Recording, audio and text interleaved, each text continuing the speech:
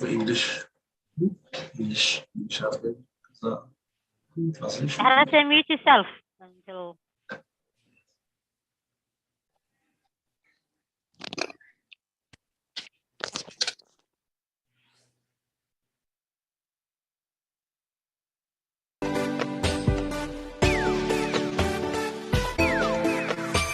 قلتها لها مناسب أنا وأنا مع كاتسنية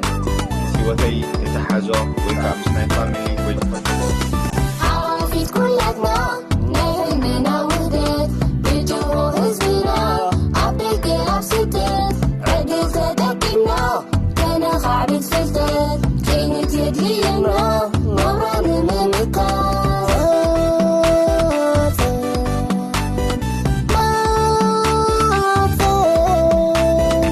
سنت بكيسا نغلو تعكوف كتسكن كتك كسارة نعلوف ما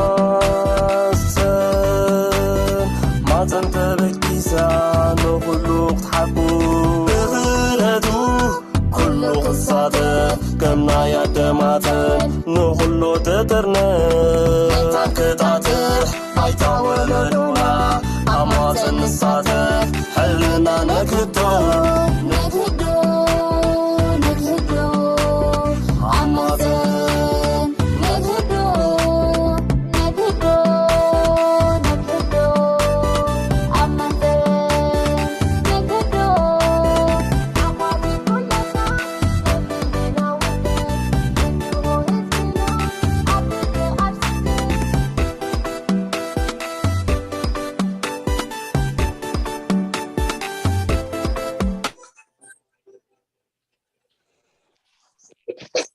سلام أكلكم عاتنكم مدبنا مدماتن تكاتلوا قرأت زبتنا كني لكم كني كانكم أبز مدبزي نحبس سرنا يتكني زبل عشان دعدنا إهم ندلو ندرحيو نايلومي أرستنا أو وانا وزخنا زينا بزعبا سدتني من الناس نبروان داخينو أبز عديمن زلنا حفتنا نحبت تفلت كمون فردي حفت مريم أبلنا سيساي حفتنا كمون أبلنا بلس بروك سنة تدرس بحرد إناحنا نسي نزنا كله خبازة حدلاي ونسلا زخانة ناكله بتصحنا انتي أبلاي فيسبوك ونسلا زلنا ناكله شير بمدفع صحابنا يقوم نباخيهم كفايد نحن حفتي نتعذبتنا شوفي نتعذبري كمون فريدي أنا لنا كمون نفسي ساي خيدي أن اللي كمنا فتنا نتعنا اوكي شمي مهرت تخلع ببهال اب عاد انجليز اب لندن از قمت اجي خاصر هي ناي immigration license هيزنا community نحنا نقدر كلامنا سبريدي ناس مسارحتي مالتيها whatever you want سمي فريدريكا تماما يقال I'm a senior legal advisor based in London.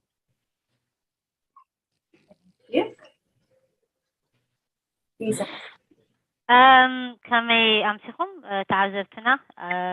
أبكر العالم دلهم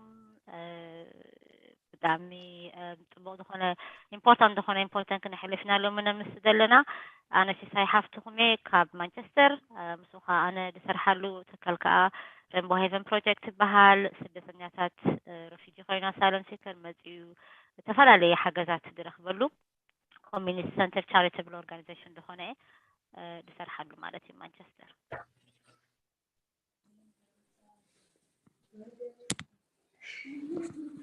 كلهم اتحطوا متن كان زوجين سمعان كرويان زقننا بزعبا ناي من باسدتنياتات نبروادا نكلو سرد شغالين كلها يفعى نحدث سرنا نحن من إسراتنا كابلو مكان شجرن كاركتر فيلم نازمت يوم أوفي أبزلو عند حسبه نقال هذا التملص كبار كله متن أحتي ناتهم أمراوت عنا زم صوتي عبنا داري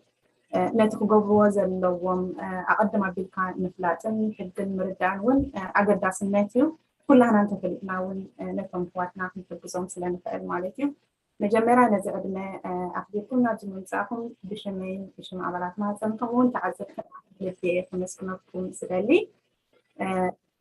في فولنتري مثل جزء سكانها قليل من أكون كلنا سلم فترة مسترح فلله كان قادرين على المور يعني اللي تقولوا إذا ناي رواندا من لاسكين كبار كله انتايو من تاي تجميل من تاي تحاسيب.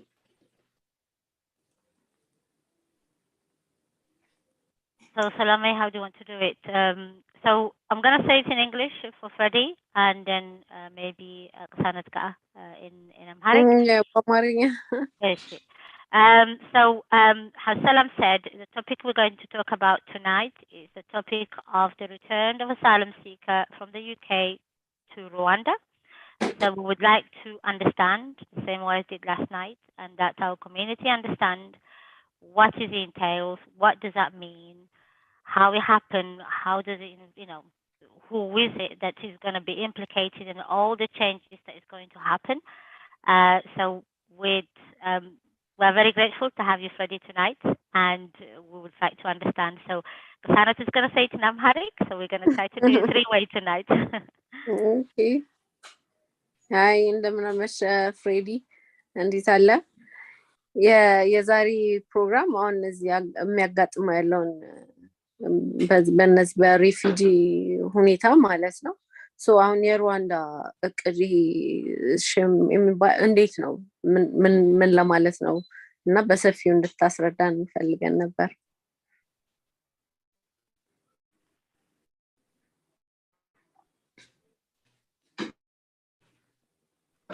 ሌላ ሰው ኢንትሮዲዩስ የሚያደርጋለ ራሱ? Is everybody introducing themselves? So I can start. No, you can go ahead, Freddie. I can go ahead. Ishi. ስለዚህ shall we do like yesterday in English first, or shall I, and then you translate? Yeah, go ahead, Freddie. There's no problem at all. Yeah. What do you think, Salam? Is that okay? I think the English in the Equino كل سنة سمع سلازفة دن كبار تعزتنا عبزي تسمعنا توينا ندلهم تعزتنا دم حرميا نفتح نتربي خطة دم حرميا بيكون كفات سلازفة دم حرميا كنا ترجم كنفتنينا لأن بإنجليشن بتقولين كفونينا يوم شيء صار لنا ده. Yeah, go ahead, Freddie, in English. All right. So there's a new law, a new act called the Nationality and Borders Act 2022,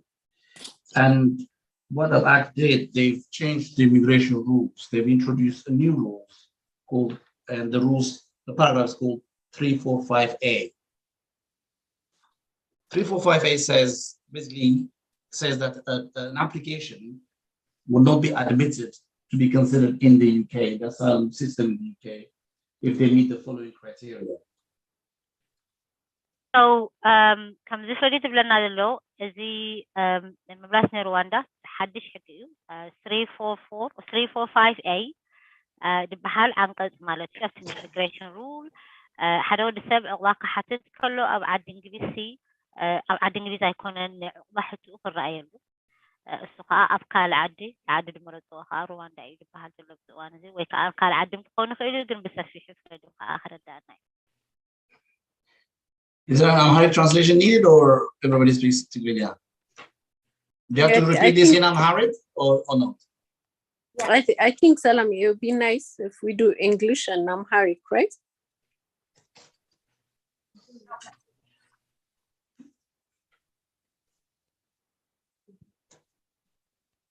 I am translated in Tigrinya. So, Salam, how tell us, guide us. Translated. I mean, you can say it in the Amharic as well, Freddie. If that suits you, that's not a problem at all. It's just going to be repetitive for you. Yeah, I think Ballas wants it in Amharic. Yeah, go ahead. Listen. كترجمية تخيل دخل بلس or not? No, it doesn't that. Freddie كشارك بامارنيا. إيش بامارنيا لون. إيش. አዲስ ህግ መጥቷል በዚህ ሀገር Nationality and Borders Act 2022 ይባላል እና የዚህ ህግ ዋናው ነገር አንዳንድ ሰዎች እዚህ ሀገር ሲመጡ በህጋዊ ባልሆነ መንገድ እዚህ ሀገር ሲመጡ የነሱን አሳይለም አፕሊኬሽን የሀገር ኮንሲደር አያደርጉትም ማለት እዚህ ሀገር አይታይላቸው ኦኬ ሌላ ሀገር እንዲታይላቸው በኋላ መጣለው የትኞቹ ሀገር እንደሆኑ በኋላ አስረዳለሁ ግን ይሄ ሀገር ያንን የጥገኛ አፕሊኬሽን እዚህ አይታይለትም ማለት ነው አይታይላትም ኦኬ ይሄ ነው ዋናው የዚህ የአዲሱ ህግ መሰረት ማለት ነው እና ምን አድርገዋል ህጎች አሉ ኢሚግሬሽን ሩልስ ይባላል እና አንድ አዲስ ኢሚግሬሽን ሩልስ አመጡ እና ያ ምንድነው 345A ይባላል በህጋዊዎች ግን ምንድነው የሚለው አንዳንድ ክራይቴሪያ ካሟላ ያ ሰው እዚህ ሀገር ጉዳይ አይታይለትም ማለት ነው ሌላ ሶስተኛ ሀገር ይታይለታል ወይ ሩዋንዳ ወይ ደግሞ ሌላ ሀገር እንጂ እዚህ ሀገር አይታይለትም Come to develop, yeah, that's correct. Come to develop ready see حدا سبع الله حتى تتكلم عن إنجليز كابين ملجو بخمين ملجو ترأيو تحدث عن قصة immigration rule 345A دبها الحدث عن قصة وسخة ماله تحدثنا immigration rule بتوسنا عمتات تحدث حدي يقولي زي أتحدى حد ملتسيا حدا ود سبع الله تحتيتو كما تسألنا أي بسفي شو قرد أنا أيو توسع ستفلي كاتريان حدي ماليو دن نافكال أي عدي نفتي حليفود ملتجي ويناب رواندا ديو أو خيديو تناتو تنعو حتى خراير አሁን እንግዲህ ማሟላት ያለባቸው ነጥቦች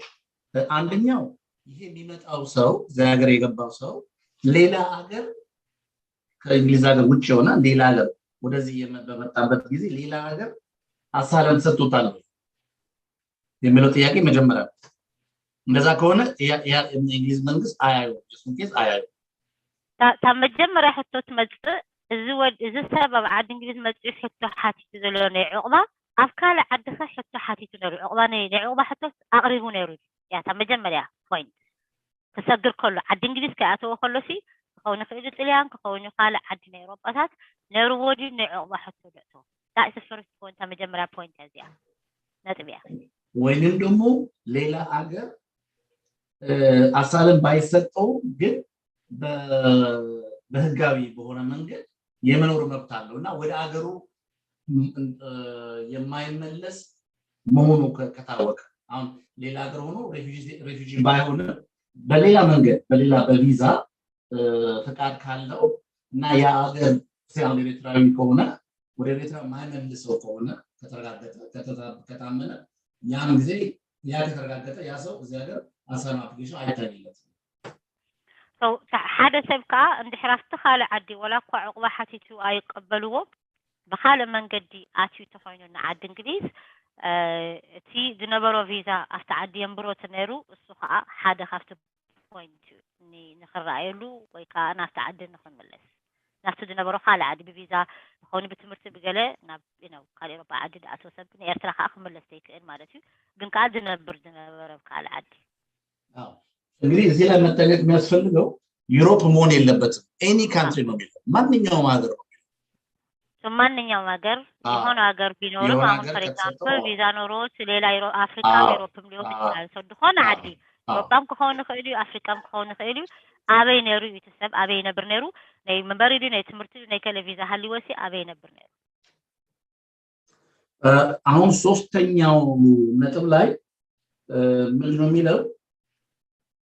ይሄ ሰው ሌላ ሀገር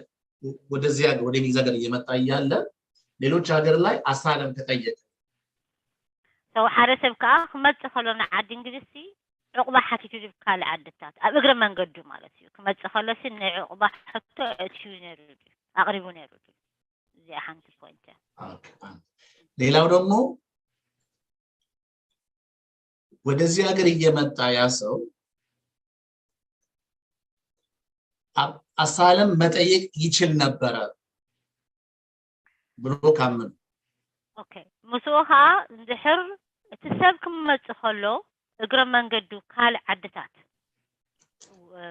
ዋሕስደለው ዓድታት ረጊጡ ተመጽን ዓዲ እንግሊዝ ከሆነ ከእሉ ኤውሮፓ ዓዲ ከሆነ ከእሉ ከሆነ ካል ዓዲ ባት ዕቁባ ደሓተሉ ዓድታት ተነሩ እና ልዩ የሆነ የሚያስገድል ሁኔታ የሌለበት አሁን አንድ ሰው እዚህ ሀገር ነበርኩኝ ግን ታስሬ ነበር ወይ ታፍኜ ነበር ነው ካላቸው ያ ሰው እድል አልነበረው አሳልፈው ግን እድል ከነበረው ግን ያም እዚያ ሀገር አይቀርም። ሰው ተሰብ ከዓ ክሰግር ከሎ እዚ ኤግዛምፕል ክቦተ ኮይነ ካብ ኣፍሪካ ናብ ኤውሮፓ ሰጊሩ ተወሳሰነ ንፈላለዩ ዓድታት ንኤውሮፓ ክህሉ ይኽእሉ ናብ እንዳረገፀ ክመፅእ ከሎ ትሰብ እንድሕር እሱ ብደይ ክቆፃፀሮ ብደይ ክእል ምክንያት ተኣሲሩ ተደይነሩ ወይ ገለ ተዓሚፁ ወይ ገለ ተደይነሩ ሲ ዕድል ተነይሩ ዕቑባ ክሓትት ሲ ንምንታይ ኣይ ሓትት እንትበሃል ሕቶ ክህሉ ይኽእል እዩ እና መጨረሻው ደግሞ ከዛ አገር ጋር ኮኔክሽን ያለው ማለት እዛ የተማረ ዘመድ ያለው ብቻ ኮኔክሽን ከዛኛው አገር ጋር ኮኔክሽን አለው ካመኑ ያም እዚህ ሀገር አይቀበሉም። ካላይካ እንድሕር እምነት ኣለዎም ኮይኑ ናይ ትሰብ ኣብቲ ዝነበረ ወይ ሰጊር ወዲ መፅዓዲ ስድራ ፋሚሊ ትምህርቲ ነይሩ ወይ ይሰርሕ ነይሩ ይነብር ነይሩ ይድበሃል ነገር ተልዩ እዚኣ ከዓ ሓንቲ ፖይንት እያ ንኽመልስዎ ማለት እዩ። አሁን ይህ ሶስተኛ ሀገር ሴፍ እንግሊዝ መንግስት ይሄ ሀገር ሴፍ ነው ብሎ የሚያስበው ሶስት ነገር ከተሟላ አንደኛው አንደኛው የዛ ሰው ህይወት ወይንም ደህንነት ችግር ላይ የማይወድቅ ሓደ ተሓንቲ ፖይንት ሰብ ናፍቲ ዓዲ ተመሊሱ ናይ ንህይወቱ ውሕስነት ተደይብሉ ማለት እዩ ዝኾነ አጋጣሚ ሪስክ ተልይዎ። ሁለተኛው ያ ሰው በዚህ በጂኔቫ ኮንቬንሽን መሰረት በሚጻረር መንገድ ወደ ሀገሩ የማይመለስ ምስነይ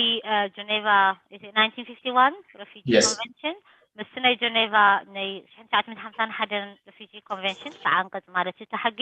ተታሒዙ ክምለስ ደይክእል ተኮይኑ ናፍቲ ናይ መበቆል ዓዱ ሌላው እዛ ሀገር አሳለም ጠይቆ አሳለም የመሰጠት እድል እንዳለው ከተረጋገጠ ካል ካክሪዩ ለዎም ከዓ ተሰባፍቲ ርግጽን መጽዓዲ ዕባሓት እዩ ክራይሉ ዝኽእል ተኮይኑ መሰል ተልይዎ እዚ ካክሪዩ ፖይንት እነዚህ ናቸው። አሁን እነዚህ ከተሟሉ እንግዲህ ምንድነው የሚሆነው? እዚህ ሀገር ሲመጡ ምን ይፈጠራል ነው አሁን ብዙ የሚጠይቀው ምንድነው የሚሆነው እዚህ ሀገር እነዚህ ሰዎች እዚያም ኩለም ፖይንት ሪኦም እንታይ እዮም ክኾኑ ቶም ሰባት ማለት እዩ ዓዲ እንግሊዝ ኣትዮም ኣለው ተወሰነ ከነግረና ከም ፀናሐ ፍሬድሪክ ክንሪአና ሕጂ አሁን እዚህ ሀገር ሲመጡ መጀመሪያ ስክሪኒንግ ኢንተርቪው ይባላል እሱን ያደርጋሉ። መጀመሪያ ፖይንት ያ ኦባማ ተሓተተ ሓደ ሰብ ኣብ ዓዲ እንግሊዝ ሰብኣይ ሰበይቲ ስድራ ስክሪኒንግ ኢንተርቪው ይባላል አለው ታነ መጀመሪያ ኢንተርቪው ድሕተትዋ እና ስክሪኒንግ ኢንተርቪው ላይ ምንድነው ጉዳይ ለምንድነው ወደ ሀገር መመለስ ማትችል የሚለው በዝርዝር ያለ ኦኬ ሶ አፍተር ስክሪኒንግ ኢንተርቪው ሕቶታት ኣለዋ ንምንታይ ኢኻ ናፍቲ ዓድኻ ክትምለስ ዘይትኽእል እንታይ እቲ ምክንያት ንዓኻ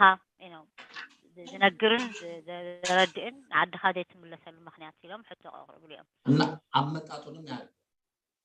አመጣጡ ኻ በየን ገርካ መጽኻ ኻ ፍሪው ወይ እያንዳንዱ ሀገር ስንት ጊዜ እንደቆየ ምን እንዳደረገ በዝርዝር ይወስዳል። ኦኬ እቲ መጻጹ ኻ ክሓቱ ወይም ሕቶታት ክመጽእ ከሎ ካፍቲ ዓዱ ተላዒሉ ንበል ኤርትራ ተኾይኑ ካብ ኤርትራ ተላዒሉ ስለ ዓዲ እንግሊዝ ኣቱ በየን ገሩ መጽዩ ሕቶታት ክሓቱ ወይ ኣበይ ነይሩ እቲ ዝነበሩ ዓድታት ከዓ ክንደይ እዋን ተጸብዩ ወይ ጸኒሕሉ ነቢሩዱ ዝኹላት ሕቶታት ክሓቱ ወይ ሌላው ደግሞ አሻራ ስለሚወስዱ አንዳንዴ ከዩሮፕ አገር ጋር አሻራ ከወሰደ ያንንም ያያል ሰው መስዋዕታ አፍቲ ናይ ስክሪን ኢንተርቪው ፊንገርፕሪንት ናይ ሓሸራ ስለ ዝወስዱ ቼክ ክገብሪኦም ናይ ካልእ ኤውሮጳታት ተነይርዎ ማለት እዩ ያንን ካደረጉ በኋላ አንድ ወረቀት የሚሰጥ አለ ኖቲስ ኦፍ ኢንቴንት ይባላል። ኖቲስ ኦፍ ኢንቴንት ሰው እዚ ኩሉ ምስ ገበሩ ደን ካብهم ኦፊስ ወሃባላ ሓንቲ ወረቀት ኖቲስ ኦፍ ኢንቴንት ይባሃል ንሱ ከዓ ከረዳእና ታስረዳና አለህ ፍሬዲ ቤዚክሊ ምንድነው ይሄ ያንተን ኬስ እዚህ ሀገር ላለመቀበል ያሰብን ነው እና ለምን መቀበል እንዳለብን አስረዳን ሪዝን ስጠን ነው የሚሉት ታታ ኖቲስ ኢንቴንት ማለት ታትወሃብ ወረቀት ሲ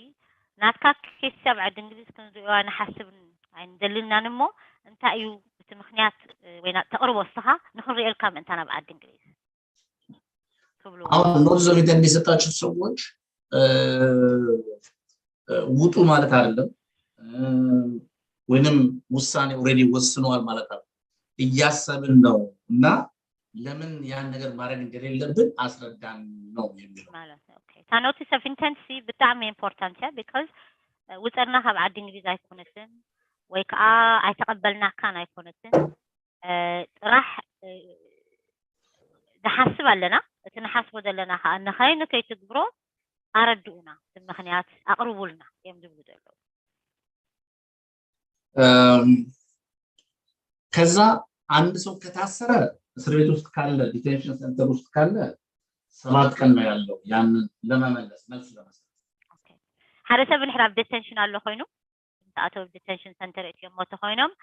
شوعات معلتي علوه نتي مخنياتنا أقرب ከሰርቪስ ካልሆነና ውጭ ከሆነ ደግሞ 14 ቀን አለ ለመመለስ ያ እንደ ሕራብ ደገለ ኮይኑ ካ ኦሬዲ አኮሞዴሽን ወይ ገለ ተዋሂቦ ተኮይኑ ካ 14 መዓልት ለዎ ከቀርብ መልሲ ምክንያት ከቀርብ ማለት እና አሁን አንዳንዴ ቀኑን በደንብ ካልተገነዘቡ እና ሴንደብል 2 ወይ 3 ቀን ብቻ ከቀረው ከዛ ዴድላይን በፊት ኤክስቴንሽን መጠየቅ ይቻላል ኦኬ ሓንሳ በተፈላለየ ምክንያት ቀልብ ሸይ በጣሓካ ወይ ከራእካዮ ክትጸንሕ ትኽእል እንዲኻ ደብዳቤታት ወይ ኢሜል ዲ whatever ኣለካ ማለት ዕድል ኣለካ ኤክስቴንሽን ወስኹ ላይ መዓልቲ ክትብል መንታን ማለት እዩ ሸውዓተ መዓልቲ ሓፃር ስለዝኾነ እና ሆም ኦፊስ ኖርማሊ በአሁኑ ባለንበት ኤክስትራ 7 ቀን ይሰጣሉ ብዙም ሳይከራከሩ አብዘዋኑ ብዘይ ብዙሕ ክትዕቲ ኤክስቴንሽን ክትሓትት ከለካ ይሁብካሉ እና ያ 7 ቀን ማን ነው ያ ጊዜ በጣም ወሳኝ ነው ለምን ጥሩ ጠበቃ መያዝ ሜዲካል ሪፖርት ካስፈለገ ቶሎ ዶክተር ጋር ሄዶ ሜዲካል ሪፖርት ማሰራት እነዚህ ነገሮች በጣም ኢምፖርታንት ናቸው ለምን ጀነራል ሳይሆን እኔ በዚህ ጉዳይ እኔ ሩዋንዳ መሄድ አልችልም ብሎ በደንብ ማሳመንና መጻፍ ያስፈልጋል ያ so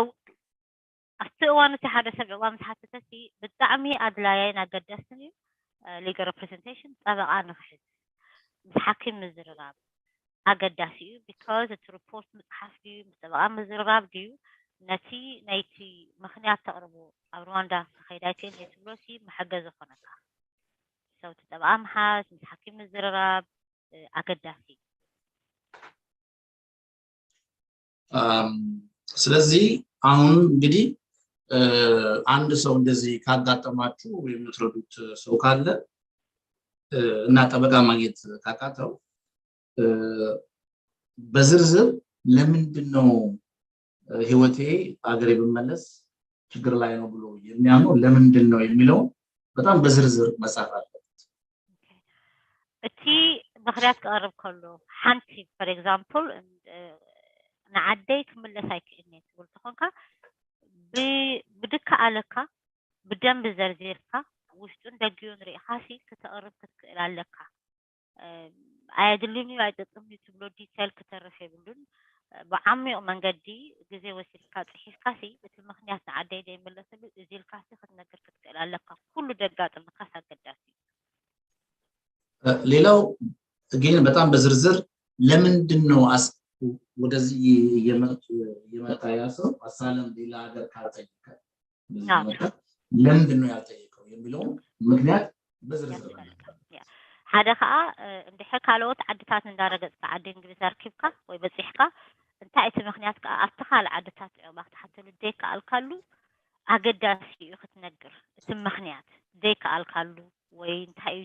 ዘይፈቀደልካ ክትገብሮ እቲ ነገራት እንታይ ዕባ መሕታሲ ክትሓተሉ ደይከኣልካ ምክንያት ክትነግር ክትክእል ኣለካ ሌላው አንዳንድ ሰው ትራፊክ ቪክቲም ናቸው የትራፊክ የተደረጉ ሰዎች ናቸው ወይንም በአገራቸው ላይ ወይንም መንገድ ላይ የተበዘበዙ ኤክስፕሎይትድ ይሆናሉና እሱን ከሆነ በጣም በዝርዝር መናገር ያስፈልጋል ኢምፖርታንት እዩ ኣድላይ እዩ ሓደ ሰብ እንድሕር ትራፊክ ታለካሙስ በዞም ሰምሳሪ ደም ዝበሃሉ ዞም ሰብ ዝሕልፉ ደምፅኡ ብኣቶም ተታሒዞም ድመፁ ተኮይኖም እዚ ክነግሩ ክኽእሉ ኣለዎም ወይ ኤክስፕሎይቴሽን ተኮይኑ ከዓ ብስራሕ ምክንያት ድዩ ብገለ እንድሕር ተታሒዞም ተሸይጦም ተለዊጦም ብከዚ የጋጥም ስለ ዝኾነ እዚ ኣድላይ እዩ ኣገዳሲ እዩ ክንነግር ትሮማ ካላቸው ሂስትሪ ኦፍ ትሮማ የሀገራቸው ላይ የተሰቃዩ ከሆኑ ወይም የሜንታል ሄልት ፕሮብለም ካለባቸው ወይ ሌላ ቨልነራቢሊቲ ኢሹስ ካለባቸው እሱንም በደንብ በዝርዝር መናገር ድኾነ ናይ ጥዕና ፀገም ተልዩ ወይ መንተላይስ ናይ ዓቕሊ ፅበት እዩ ወይ መንፈስ ፅበት ዘለዎ ሰብ ተኮይኑ እንድሕር ኣሎ ኮይኑ ክነግር ክክእል ኣለዎ ክረድእ ክክእል ኣለዎ ኣብ ዓዱ ከዓ ተኣሲሩ ድዩ ተጨኒቁ ድዩ ቶርቸር ተገይሩ ድዩ ተሳቅዩ ድዩ ነይሩ እዚ ክነግር ክክእል ኣለዎ ሌላው ደግሞ እዚህ ሀገር ቤተሰብ ካላቸው ፋሚሊ ኮኔክሽን ካላቸው እሱንም በጣም በዝርዝር መናገር ያስፈልጋል እዚህ ሀገር ምን ስላላቸው ኮኔክሽን ፋሚሊ ኮኔክሽን ካላቸው ፋሚሊ ኮኔክሽን ያ ኣብ ዓዲ እንግሊዝ ከዓ እንድሕር ስድራ ኣለካ ኮይኑ ሓዊ ሓፍቲ ሰበይቲ ደቂ ድኾነ ናትካ መቅረብ ድኾነ ፋሚሊ ድኾነ ተሊካ ከዓ ክትነግር ኣለካ ብዙዎቹን እዚህ ሀገር ሲመጡ አሁን እና በዚህ በተደብቀው ሲገቡ አሳለፍ ጠይቁ ወደ ዲቴንሽን ሴንተር ወይም መለስተኛ ሆነ እንደ እስር ቤት ውስጥ ያስገቧቸዋል ሴንተር አለ እዛ ያስገቧቸዋል ኦኬ ኣብዚ እዋን እዚ ብበዝሒ ሰብ ኣብ ዝቐረበ እዋን ማለት እዩ ዓዲ እንግሊዝ ዝኣቱ ብሕቡእ ድዩ ብመርከብ ድዩ ብሎሪ ድዩ ዝኣቱ ኢሌጋሊ ማለት እዩ ኣብ ዲቴንሽን ሴንተር ኣብ መፅንሒ ቦታ እንዳገበርዎም እዮም ዘለዉ So you did say, Freddie, that is from a certain date, isn't it, yesterday? Yes. አሁን ፕራዮሪቲ የሚሰጡት ከ9 of May በኋላ ይገቡትን ድሕሪ ዕለት 9 ወርሒ 5 2022 እንዳኣተው ድበዝሑ ኣብ ዲቴንሽን ኣብ መፅንሒ ቦታ እዮም ዝገብርዎም ዘሎ ዕለት 9 ወርሒ 5 2022 Actually, good point you raised. ይህ ከጃንዋሪ 1 በኋላ ለመጡት ነው ከዛ ግን ለመጡት ይህ አፕላይ አለ እዚ አንቀጻት ክንዛለ ሶሪ ቅድሚት ክንመለስና ቆርብተይ እዚ አንቀጽ ንብሎ ዘለና ብዛዕባ ሩዋንዳ ምምላስ ከዓ ካብ ዕለት 1 ወርሒ 1 2022 ንዳኣተው ዕቁባ ነዳሓተቱ ሰባት ጥራሕ እዩ ድምልከት እቲ ዲቴንሽን ከዓ ጀሚሮ ሞደሎ ከዓ ካብ ዕለት 9 ወርሒ 5 ጀሚሩ ዳኣተው ከዓ ኣብ ናይ መፅንሒ ቦታ ይእትውዎም ኣለዉ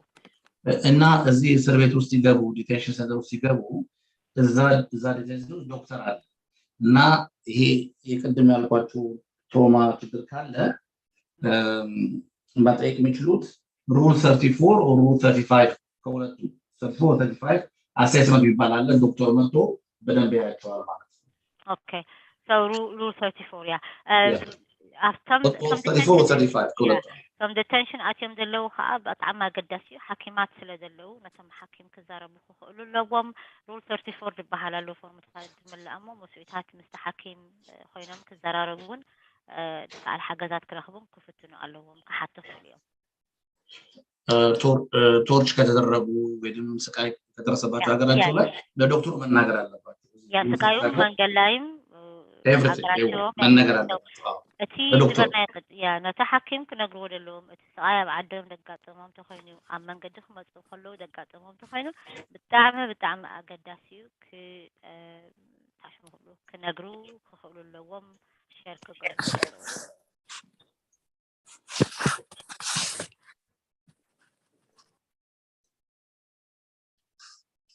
Okay. Yeah. All right. Okay, እሱን ያደርጋሉ ከዛ በኋላ ትራፊኪንግ ወይ ኤክስፕሎይቴሽን ካለ ሆም ኦፊስ ውስጥ ናሽናል ሪፈራል ሜካኒዝም ፎር ቪክቲምስ ኦፍ ትራፊኪንግ የሚባል ዲፓርትመንት አለ ወደዛ ሪፈራል መጠየቅ ይቻላል ሓደ ሰብ ከዓ ትራፊክ ንብሎ ብሓደ ሰብ ተቆፃፅርዎም ናብ ዓዲ እንግሊዝ ዝበፅሑ ኣተው ሰባት ክህሉ እዮም ዓዲ እንግሊዝ ከዓ the national referral mechanism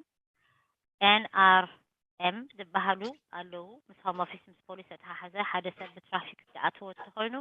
ንዓኣቶም ሪፈር ግበሩን ክበሃል ይከኣሉ ምስኣቶም ክዘራረቡ ኣለዎም ኢምፖርታንት እዩ ምስኦም ክዘራረቡ Okay. Thank you. So ይሄ ነው እንግዲህ ምንድነው እነሱ ሬዝ ማድረግ ያለበት ሁለት ነገር አንዱ የአሳይለም ክሌም ነው አንዱ የሂውመን ራይት ክሌም ነው እሺ ሁለት አንዱ የአሳይለም ክሌም አንዱ ሂውመን ራይት ክሌም so كلتا عينات في دلو تني عقبة محتاج حدا ني عقبة محتاجن حدا خا ني سبقوا مثل حتى تقرب دلها كلتي بحنسا دخون دلو asylum claim 1951 convention yeah refugee convention no yeah human rights din European convention on human rights so تخلتا تاني asylum claim تاني عقبة محتاج تخينا بتحتي ني refugee convention مش حنشعت من 5 هذا حقي تخالي تخا ني European Human Rights Court يا مالتي ابن European دلو court حقي ني سبقوا مثل مالتي ምንድነው ጠበቆች አሉ ሊገል ኤድ ይባላል እዚህ ሀገር መንግስት ይከፍላቸውና እንደዚህ አይነት ሰዎችን የሚረዱ አሉ ግን ያሁን ምንድነው የካፓሲቲ ኢሹ ነው ብዙ ስለሆኑ አንዳንዶቹ ካፓሲቲ ላይ ኖራቸው ይችላል ለመርዳት ስለዚህ በኮሚኒቲ ደረጃ እነዚህ ሰዎች መርዳት ይችላል ማለት so abzuwan zi abad inglis መጀመሪያ እንድሕር አዋህቲካ ሊገል ኤድ ማለት እሺ መንግስት ብድኸፍሎ ጠበቃ ተስተኸለኻ ብጥራዩ ግን ነይ ቦታ ጸገም አለ ብዝዋን እዚ ኩሉ ጠበቃ ደላይ ስለደኾነ እቶም ጠበቃታት ካፓሲቲ ንብሎ አይነ ኸልና ኦሬዲ ብዙሕ ሰባለና መሊእና ኢና ኮታና ክብሉ ኽእሉ እዮም ሞ እዚኣ ቁርብተይ ሓታ ሓንቲ ጸገምያ ክንድቲ ኣገዳሲ ምዃኑ ተጠበቃ መሓሲ እቲ ምርካብ ከዓ ኣገዳሲ እዩ ከዓ ክጽግም ከዓ ኽእሉ ማለት እዩ እና እንዳልኳችሁ በጣም አሁን ብዙዎቹን አፌክት የሚያደርገው ምንድነው ለምንድነው መንገድ ላይ አሳለማ ያጠይቃችሁት የሚለው ነው እሱ ነው በጣም ፎከስ አድርጎ መስራት የሚጠይቀው ኦኬ ተሓንተ ዓባይ ደኾነት ፎከስ ሒዲ ተማሞ ፊትም ገሮማ ደለው ሓደ ወዲ ሰብ መጽዕ ወምስሓተ ተብዓድ እንግሊሲ እንታይ እቲ ምኽንያት ኣብ መንገዲ ስድረገጽካዮ ዓዲ ረጊጽካዮ ዝመጽኻ ዓዲ ኣኡን ምንታይ ኣኻ ዕቕባ ዲሓትካ ዝበሃል ሕቶ እዚኣ ኣብዚኣ እታ ሜን ፎከስ ገሮም ዘሎ ዝዋል እና ምንድነው ኢንከሬጅ ማድረግ ያለብን ምንድነው ውስጣቸውን ክፍት አድርጎ መናገር አለባቸው አንዳንዴ ትንሽ በእኛ ካልቸር የሚያሳፍር ነገር ካለና እሱን ወዳትተው ኦፕንሊ መናገር ነው ሰው ሓንሳ ባህላዊ ድዩ ሃይማኖት ድዩ ተፈላለየ መንገዲ ኩሉ ነገር ገሊጽካ ደስ ነግሮ ነገራት አለ እንጂ ግን ክፉት ኮይኑ ነቲ ፕሮፌሽናል ክትነግሮ ክትክእል ኣለካ for example كوبوني ريب كونه خيلو سبت إنه هو تقول سيتي ده تجاسي ثم خيلو نختزاره بخخب داخل إلدي but بدك على من قدكن مس professional مس تبعاس شركة قبل I've used the example of rape or something yes like that. absolutely Yeah. yes absolutely example ده تقام كله مالتي yes أقداسيو تدقات مكان من قد فتنقدر من أنتار مالتي ودخول تقول سيتي تخون yes especially women who have been also victim of FGM as well they should really disclose that as well. Yeah مسوها حنت قال نسيتي الدحر بخلال عادي ني خنشاب فقط المسائل وسويتات قائم تسنتي وخدناقر الدحر قال له خوين مالتي. All right. So in terms of challenges, if once a decision is made, the way it works is that if they decide to remove them to, with the Rwanda Lemeles coastal route, So notice. Rwanda, yeah, notice. Sorry, the Rwanda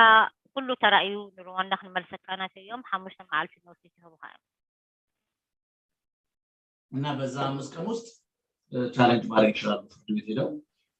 በእኔ ኬዝ ልክ አይደለም ብለው ፍርድ ቤት ማሰባት ይችላል So challenge كبر يكالي ማለት ፍርድ ቤት ከልካት አሂስካሲ አፍተ ሐሙሽተ ማዓልቲ ውሽጢ ንኸይ መርሱኻ ትገብሮ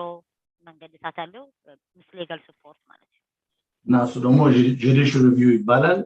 አንድ እሱ ከገባ ፍርድ ቤት አፕሊኬሽን ከተቀበለ ያ ሰው ያ ጉዳይ እስከሚታይለት ድረስ ሩዋንዳ ሄደም ማለት ነው هذا for example እንደ ሕርምስ ተበአ ኮይኑ judicial review appeal ማለት እዩ ግባይ መበል እንደ ሕረቲ ኮይኑ እሱ ፍርድ ቤት ተቀበልዎ ንዑ ስጋዕ ደረአየሉ እቲ ሰብ ንሩዋንዳ ከስደድ አይካል መጠንቀቅ የሚያስፈልገው ቻርተር ፋይት ከሆነ judicial review ላቆሞ ይችላል ኢንጃንክሽን ይባላል እሱ ሞር ጠለቅ ያለ ነው እሱም ማግኘት ያስፈልጋል ከፍርድ ቤቱ ቻርተር ፍላይት ሲሆን So ንፍርድ ቤት ከየከለስ ወራአት ድህቡካ this is within the notice ላይ ሲሰጥ ማለት ነው አይደለም charter flight yes so charter flight ይብሉ ወይ በከመይ ሓተ ከይድ ነግሩ ወይ ማፍተ notice so the charter flight ይብሉ ተኮይኑ important ይሁን ነገር what is the reason ምንድነው reason charter flight ሲሆን ያው በዛ አድርገው ስለሚወስዷቸውና ብዙ ገንዘብ ስለሚያወጡ ኢንጀክሽን ከሌለ ይልቋቸዋል Okay, so to charter flights, ብዙ ሕስብ ለሆነ ሰብድላሲ obviously injunction ከገበሰ ካሲ is easy ና አቶም ተወስዶ so important to ራአት ከተመጣ እና ምንድነው አሁን ወረቀቱ ወደ ሩዋንዳ ትሄዳላችሁ የሚለው ወረቀት በጣም ኬርፉሊ ማንበብ ያስፈልጋል ለምን ያ ሰው ዘር ሲመጣ አሳለም ክሌም እና ሂውማን ራይት ክሌም ካደረገ በደንብ አድርጎ አስረግጦ ካስረዳ ሆም ኦፊስ ሁለቱንም ሰርቲፋይ ማድረግ አለባቸው አሳለም ክሌሙ ሰርቲፋይ ማድረግ አለባቸው ሂውማን ራይት ክሌሙ ሰርቲፋይ ማድረግ አለባቸው አሳለም ብቻ ሰርቲፋይ ካደረጉና ሂውማን ራይቱን ካላደረጉ መሄድ አይችሉም ስለዚህ ሁለቱንም ነው ደብዳቤው በጣም ከመነበብ አለ ሁለቱም ሰርቲፋይ ማድረግ ያ እስቲ ሆም ኦፊስ ተፈረደ ደብዳቤ ምራይ ኢምፖርታንት because it's ናይ ኦባ መሕታትን ናይ መሰል ወዲ ሰብ በትሕትና European Union court ልሕደይ ኮይኑ እቲ ሰብ ክላኣኻይ ከእኒ ኣለው ፍሉነት ሆም ኦፊስ ከገብረይ ከእኒ ስም መላእኽና ብሩዋንዳ ኢምፖርታንት ኢት ወረቐት ድመጽ ክረኣይ ኣለዎ ናይ ክልቲኡ ኣለዎ ድዩ ናይ ሂውማን ራይትን ናይ ኣሳይለምን ማለት እዩ ናይ መሰል ወዲ ሰብን እቲ ሓደ ኸኣት ናይ ኦባ መሕታት አሳይለሙን ሰርቲፋይ የሚያደርጉት ሩዋንዳ ሴፍ ነው ሴፍ ካንትሪ ብሎ ነው ያንን ነው ሰርቲፋይ የሚያደርጉት አሳይለሙ ሂውማን ራይት ክሌሙን ደግሞ ምንድነው ስሙ ጭምጥ የለውም clearly unfounded ጭምጥ የለውም ብዙም ትርጉም የለውም ብለው እና clearly unfounded ሲባል clearly unfounded ብለው ሰርቲፋይ ካደረጉ በኋላ against the human rights claim ለዛ አፒል የሚደረገው out of country ሰላት of country okay so to human rights and ናይ ኦባ መሕታትን at the point ነግረና ዘሎ ፍሬዲ እቲ ናይ asylum ናይ ኦባ መሕታት ሩዋንዳ safe country አው ኮይኑ ከሓትት ይኽእል ዝበሃል ዘረባ ከመጽዩ እቲ ናይ European under the European Union Human Rights Court ተኾይኑ ከዓ ኣለዎ ድዩ ከኣሉ ዝበሃል ዘረባታ so important ኢሎም ክሪእዎ እዮም ማለት ይኽእል ናይ ክልቲአን ፖይንት ሲ ኣድላይትን ክልቲአን ከይተረኣየ ሆም ኦፊስ ኣይትልእኽና ሩዋንዳ ክትልእኻ ኣይትኽእልና ሌላው ደግሞ ምንድነው እዚህ ሲመጡ ብዙ ነገር አልፈው አንዳንድ ቦታም ተፈቅዶላቸው አንዳንድ ቦታም ሰርተው እየጠበቁ ምናምን ከሆኑ የሆም ኦፊስ ፖሊሲው ምንድነው እና ሲስተሙ ላይ ካገኙ ለሁሉም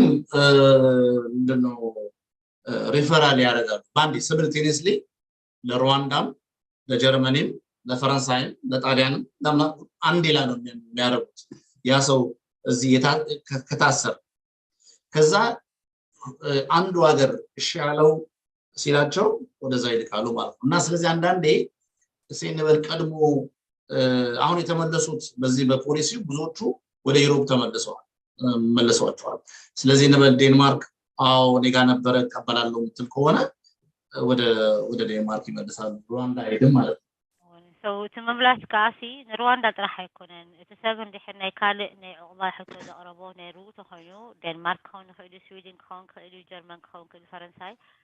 ዝኩሉ እንድሕር ስክሪኒንግ ኢንተርቪው ከም ተድበና ይቆድም ተራእዩ ግን obviously ሆም ኦፊስ ንኩሎም ዓዲያ እዚ ሰብ እዚ በዓድኩም ሓሊፍ እሞ ሕተቱ ክትወዙ ትኽእሉ ትቅበሉና ኣለኩም ክብልዎም ይኽእሉ እዮም then ሓንቲ ዓዲ ካብ መንጎ እንድሕር yes ኢላ ከመልስዎም እዮም ማለት እዩ እና ላስሊ በጣም ትንሽ ሰው ነው ይሄንን አፌክት የሚያደርገው ግን አንዳንድ ሰው አይ እኔ ሩዋንዳ ከመሄድ ሌላ ሀገር አለኝ መሄድበት እና ቮለንተሪ ዲፓርቸር ይባላል በራሱ መመለስ ይችላል okay So, you know, እንድሕር ካብ ሩዋንዳ ምምላስ ዘይድለይ ተኾይኑ ሲ እንድሕር ናይ ካልእ ዓዲ ኣለካ ተነይሩ እሞ ድሓነ ያፍታ ካልእ ዓዲ ይረኣየለ ተልካ ሲ ክትሓትት ትኽእል ኢኻ then home office ክመልሱኻ ክእሉ እዮም ናይ ጀርመን ናይ ጣልያን ናይ ካልእ ዓዲ ተሊካ ማለት እዩ ኣፍሪቃ ካብ ትምለስ I think I've covered it. ሌላ ካለ በጥያቄ ካለ ሰላመይ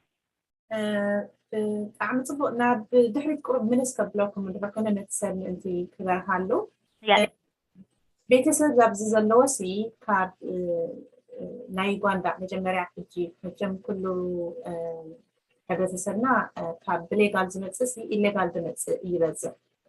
ስለዚ ነዞም ሓደሽቲ ዝመፁ ኣብዚ እንድሕር ደኣ ሓዊ ሓፍቲ ኣሎ ኮይኑ ሲ ናይ ምትራፍ ዕድል ኣለዎም ድዩ እቲ ሰብ ኣብዚ ዘለፈ እንታይ ዓይነት ወረቐት ክህልዎ ኣለዎ ንዕኦም ንክሕግዞም ወይ ናይ ስራሕ እንታይ ክህልዎ ኣለዎ ገዛ ክህልዎ ዘለዎ ፉልታይም ክሰርሕ ዘለዎ ነዚ ሰብ ቁሩብ ክበርሃሎም ምክንያቱ ኣምሹር ነዚ ዝሰምዑ ሰባሲ ክሳብ ሕጂ እውን ኢዶም ከይሃቡ ገሊኡ ተሓቢኦም ክህልው ክእሉ እዮም እሞ ስድራ እውን ክህልዎም ይኽእሉ ስለዚ ንዕኦም ንምሕጋሲ እንታይ ክገብሩ ዘለዎ ሰላም ምትለው ፍሬዲ ብዙ የኛ ህብረተሰብ ከኤርትራም ኢትዮጵያ የሚመጣው በብዛት ኢሌጋል የሚገባ ነው በመርከብ ሆነ በግርም ሆነ በተወሰነ መንገድ የተለያየ መንገድ መቼም እና ከገባ በኋላ እነዛ ሰዎች እዚህ እንግሊዝ ሀገር አሁን ፋሚሊ ሊኖራቸው ይችላል እዛ ፋሚሊ ካላቸው ወንድም እህት ካላቸው ምንድነው ማድረግ ያለባቸው የመቅረት እድልስ አላቸው ወይ ወንድም እህት እነዛ ወንድም እህቶችም እዚህ ያሉት ወረቀታቸው ምን መሆን አለበት ምን ማድረግ ይችላሉ ኦሬዲ ገብተዋል እዚህ እነሱን ለማስቀረት እንዳይመልሷቸው ሲባል ምን ማድረግ አለባቸው ምን ቢያደርጉ ይሻላል ምን ማቅረብ አለባቸው because አሁን በአሁን ሰዓት አሁን ገብተው ደግሞ ካልተያዙ እጃቸውን ያልሰጡ ብዙ ሰዎች አሉ በድብቅ የሚኖሩማ ምን አይነት ኢንፎርሜሽን ብንሰጣቸው ስፔሻሊ እነዛ ቤተሰብ ያላቸው እዚህ ሀገር ማለት ነው ወንድም ያልተናገሩ ከሆነ ማለት ነው ኦኬ እሱ መልስ ከመስጠቴ በፊት ለኛ ኮሚኒቲ አንድ ነገር በጣም ማሳወቅ የሚያስፈልገው ምንድነው እዚህ ሀገር ሲመጡ እና አሳለም ሲሰጣቸው እና የሚሰሩ አሁን ልክ አሳለም ተሰጥቷቸው ወደ ስራ የገቡ የራሳቸውን ህይወት የጀመሩ ሰዎች ራሳቸው መጠየቅ ያለባቸው ምንድነው ማን አገር ቤት ማን አለ ማንጣት የሚፈልገው ሰው ማን አለ እና ምረዳው ሰው የሚረዱ ሰው ከዚህ ሆነው የሚረዱ ሰው ከሆነ ስፖንሰር ማድረግ ይችላል መጀመሪያ ባልና ሚስት ውጪ ባልና ሚስት ልጅ በፋሚሊ ሪዩኒየን ብዙ ሰው ያውቃል ግን ሌላው ብዙ ሰው የማያውቀው ምንድነው ፋይናንሻል ኢንዲፔንደንት ሆኖ እነዛ ሰዎች ከዚህ ሰይቱን ስፖርት የሚያደርግ ከሆነ እናቱን ስፖርት የሚያደርግ ከሆነ ወንድሙን ስፖርት የሚያደርግ ከሆነ ከዚህ እና ያለበት ሀገር ደግሞ በጣም አስቸጋሪ ከሆነ በዝ ፓራግራፍ 391 የሚል ነው ብዙ አለው ቪኤክስ ማን ያለ ይሄዳል ግን depending on which category you come in basically other dependent relatives other of refugees በዛ አፕሊኬሽን አድርገን ያሳዱ ሬፊጂ ከሆነ የሬፊጂ ከሆነ ኦሬዲ እዚህ ያለ ለምን ዘመዶቻቸው ሬፊጂ ናቸው አይደል ኦሬዲ ዘመዶቻቸው ሬፊጂ ሆኖ ነው አሁን እዚህ የሚመጡት አዲስ ካለ እኔ አሁን ስለ ሬፊጂዎቹ ማወራው እዚህ ኦሬዲ ካለ ብሪቲሽ ከመሆናቸው በፊት በስከብሪሽ እንዳይተው ይሄ ግን ሳይመጡ በፊት ነው እንግዲህ ያንን ሪስክ መንገድ ሳይዙ በፊት ሳይገቡ በፊት አሁን ለሁለተኛ ያመጣሉ ግን መጀመሪያው ይሄንን ሰው ፍሪድ ብለና ዘሎ መጀመሪያ ሓደ ሰብ ምስ መፀ ዝዓዲ ዕቑባ ሓቲት እዩ ይሰርሕ እዩ ገዛ ኣለዎ እቲ ህዝቡ እቲ ስድርኡ መን ኣለኒ ብዓዲ ኢሉ ክሓስብ ባዕሉ ዲፐንድ ፋይናንሽሊ ካብዚ ወርሓው እንዳለእኸ ነድዩ ድዩ ንሓፍቱ ድዩ ንደቁ ድዩ ማለት እቲ ፋሚሊ ሪዩኒየን ዝበሃል እቲ ስድራ ጥርናፌ ሰበይትን ቆልዑን ሰብኣይን እዚ ኩሉ ሰብ ይፈልጦ እዩ ግን እቲ ሓዊ ሓፍቲ ደቂ ሓፍቲ ስኻ ተኣልዮም ትኾንካ ፋይናንሽሊ ትኽእሎም ትኾንካ ሌገሊ ከተምፅኦም ትኽእል ኢኻ ወላ ካብ ዓዶም ወፂኦም ድማ ናብ ካልእ ጎረቤት ዓዲ ከይዶም ድም ኢትስ ፖስብል እዚ ግን እቲ ሪስክ መንገዲ ከይሓዝዎ ከይኣተዉ ከለዎ ማለት እዩ ኣለዎ መንገዲ ዝግበር ብሌጋል መንገዲ ማለት እዩ ጠበቃ ሒዝካ ትኽእል ኢኻ እዚ ግን كيأتوا خلوا عاد إنجليزي التخالق جروب كأحد جخن بزينا so we're gonna go to the next group which is the people who already arrived here in the نزيل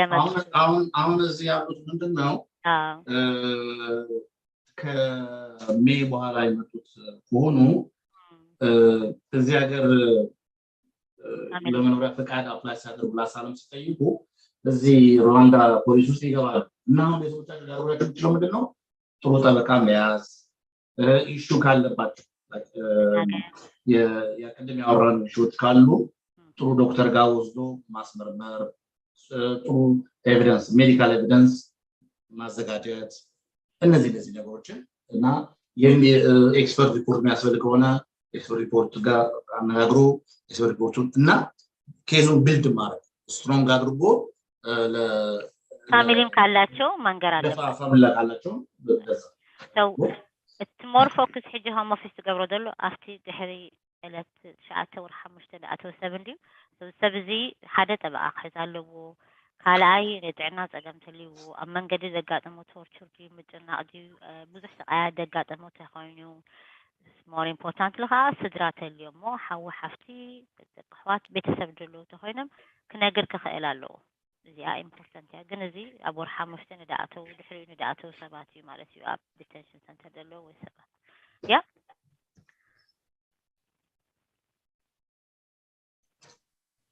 تعمل صدق نتي بليغال زمزة نعم نسي ولا قا نتعدى خنبري حاسيبين أدام بري بفيزا نايت مرتديو بناينا سد حالة في إيدي تتحيزون عبزمة سبيزاجيو عبزمة خا أسالين يهدنا بلاي كاخد سيتوالكم وخلت هذا جميل تشبه سانكلتن جميلو برحبئو زمة أسي نزي زلنا بواندا من لاس إتم كفونجي ويسنتي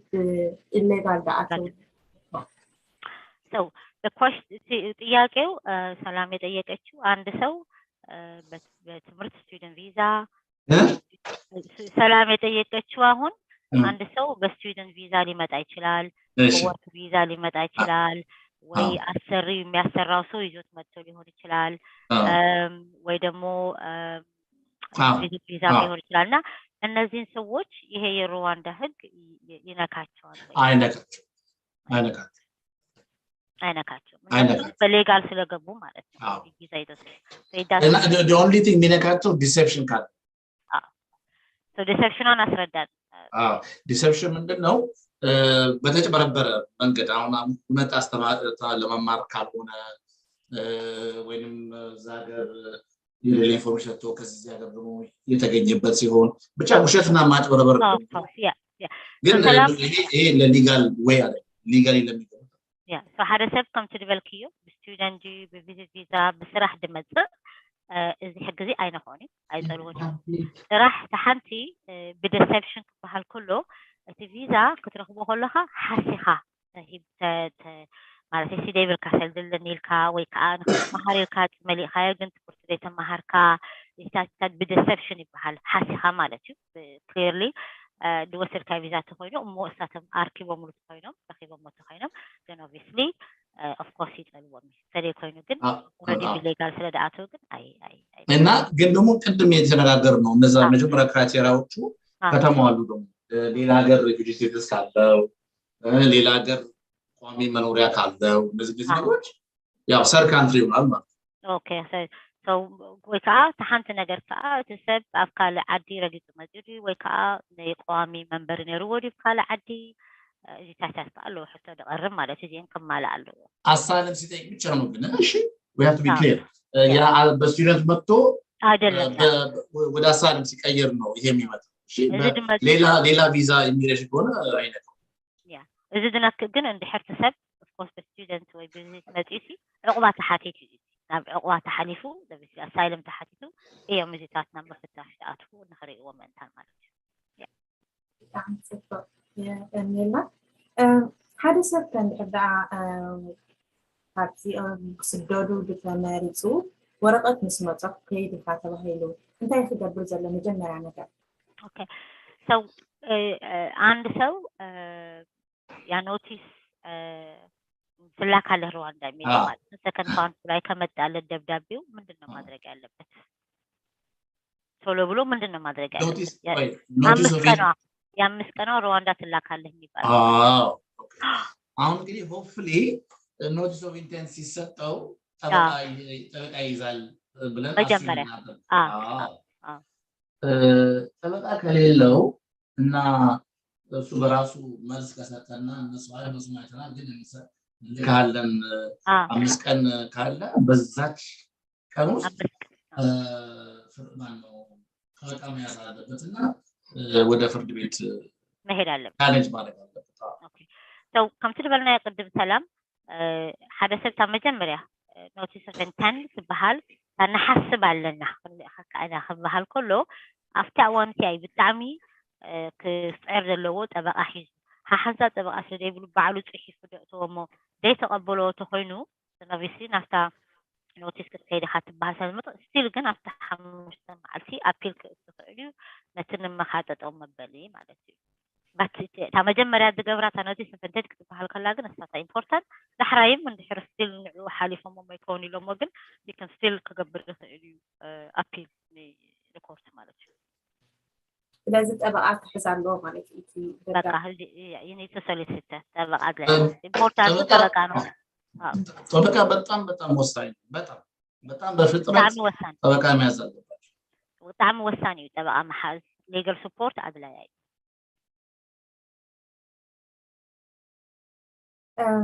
ሓደ ሰብ ከኣብዛ ዓዲ ኣትሎ ዝኾነ እንዳተቐመጠ ወረቐት ኣይተወሃበን ዘሎ ማለት እዩ እዚ ሕጂ ካብ ጀንዋሪ ዳኣተወ ኢና ንብል ሰላም ሓከ ቅድሚ ዳኣተወ ወረቐት ኣይነብሉን ያከ ወረቐት የብሉን ሬፊስ ተባሂሉ ኣሎ ሰብ ነዚ ክንክፎ ይኽእል ነዚ ሰብ ስለ ወረቐት የብሉ ሰብ ኣብዚ ዝነብር ዘሎ አንድ ሰውስ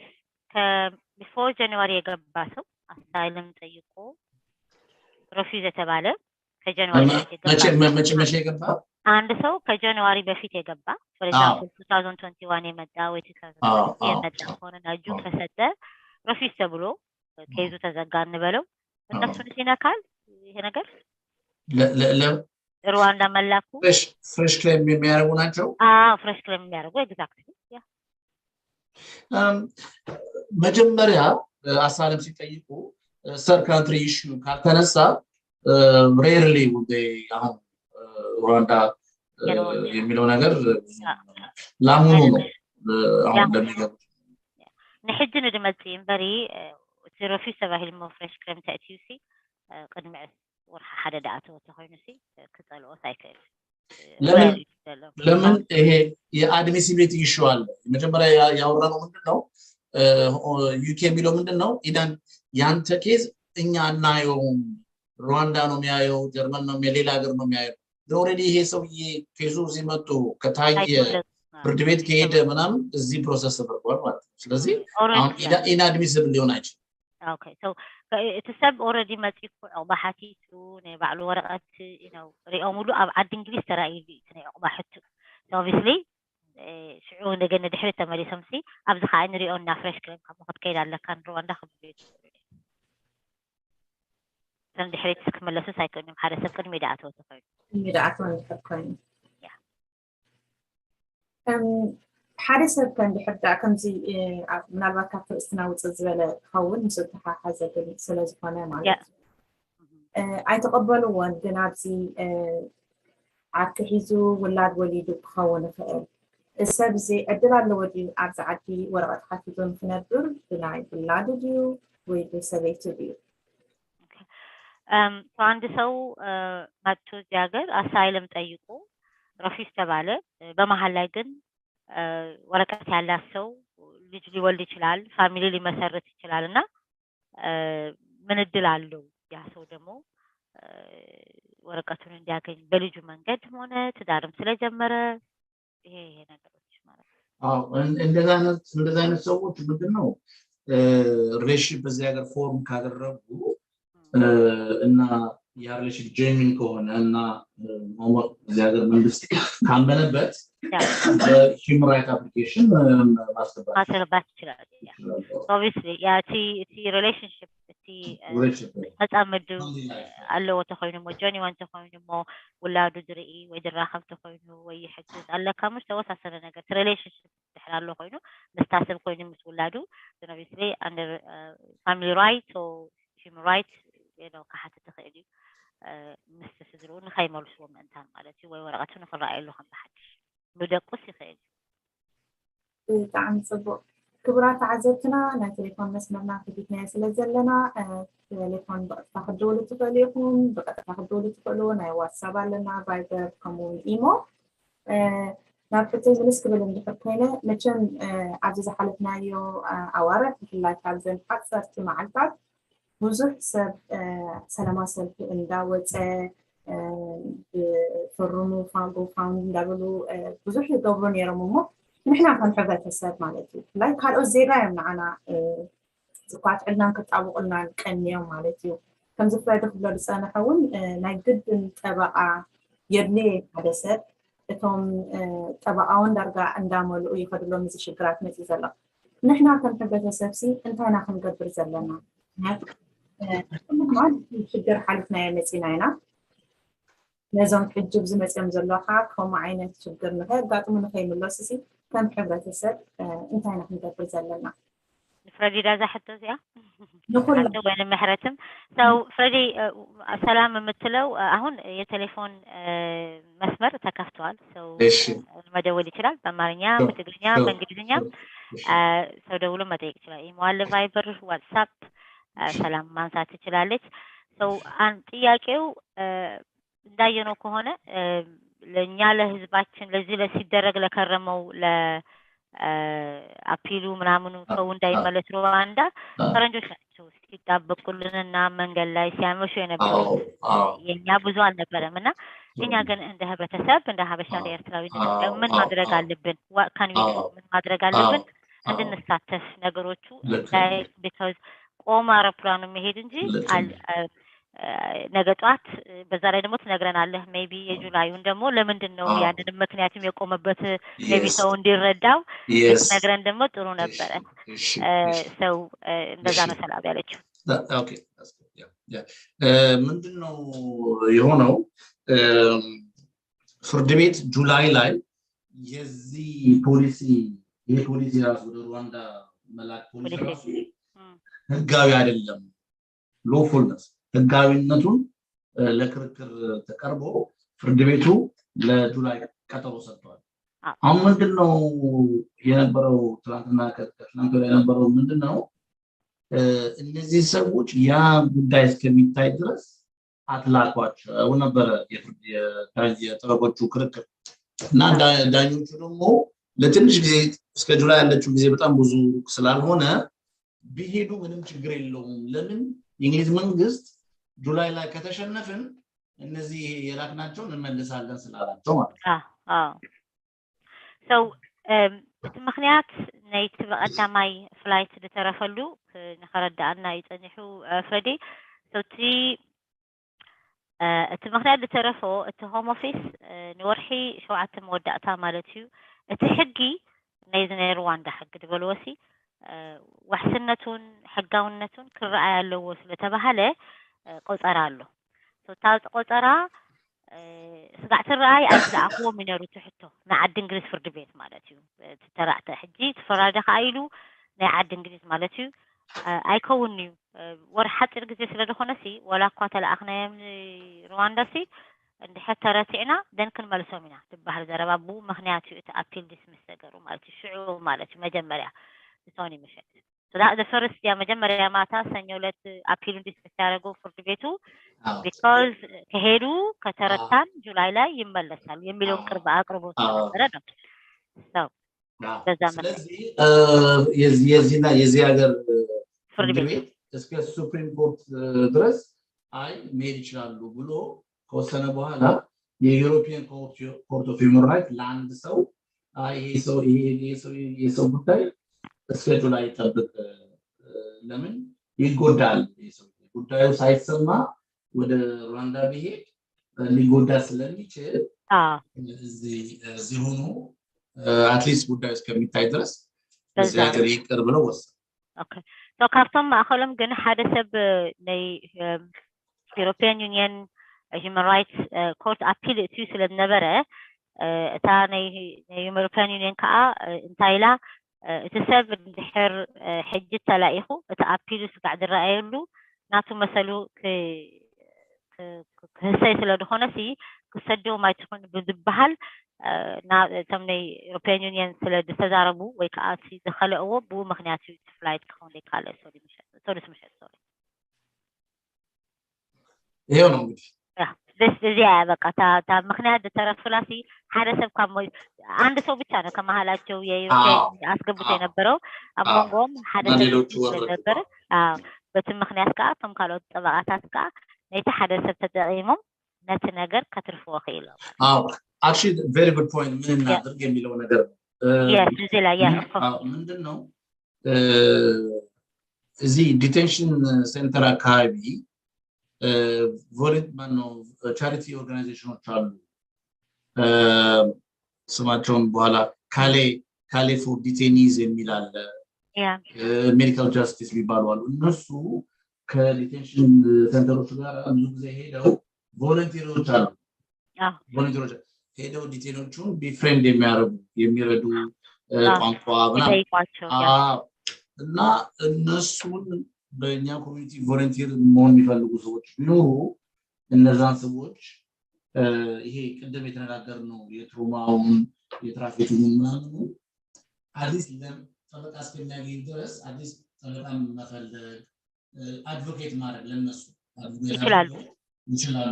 እነሱ ይችላሉ እና መብታቸውን ደግሞ እንዲያውቁ ላይክ ኤክስቴንሽን መጠየቅ እንደሚችሉ እንዲያውቁ ኢሜል አድራሻውን መስጠት የቱ ጋር ኤመርጀንሲ አፒሉን ለዩሮፒያን ዩኒየን ማድረግ እንደሚችሉ ይሄን ያ እነሱ በዛ ኔትወርክ እና አንድ ኮንታክት እንዲኖራቸው አሁን እዛ ምንድነው ዲቴንሽን ሴንተር ስልክ አላቸው የስልክ አክሰስ አላቸው ዲቴይሎች እና እነሱን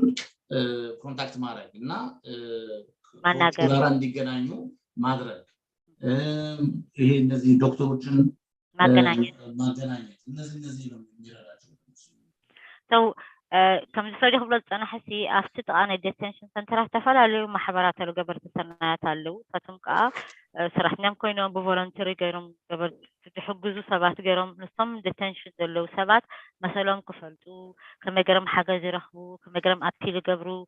ምስኡ ከዓ እቲ ናይ ውሽጦም ዘለዎ ትሮማ ወይ ስቃይ ደጋጠሞም ከዓ ከመይ ገይሮም ክገልፅዎን ከሪእዎን ይኽእሉ የበረታትዑ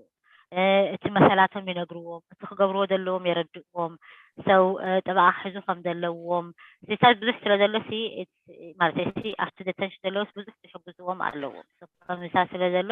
እቶም ዴቴንሽን ዘለው መሰሎም ንክፈልጡ ይገብሩ ኣለዉ ማለት እዩ ቮለንተሪ እዮም እዚኣቶም ገበርቲ ሰናይ እዮም ቤሲክሊ ከይዶም ነቶም ተኣሲሮም ዘለው ሰባት ንክሕግዝዎም ምእንታን ዝህብዎም እቲ ተፈላለየ ኢንፎርሜሽን እንታይ ክገብሩ ክእሉ ከመይ ክገብሩ ክእሉ ንመን ክሓቱ ክእሉ ከመይ ገይሮም ጠበቃ ረኽቡ ከመይ ገይሮም ምስ ሓኪም ይዘራረቡ ብቴሌፎን ከዓ ክዘራረቡ ስለዝኽእሉ ነቲ ደገደሉ ዓለም ብከምኡ ገይሮም ከዓ እቲ ሞር ኢምፖርታንት ኢንፎርሜሽን ንዕኦም ድኾኖም ይህብዎም ኣለዉ ማለት እዩ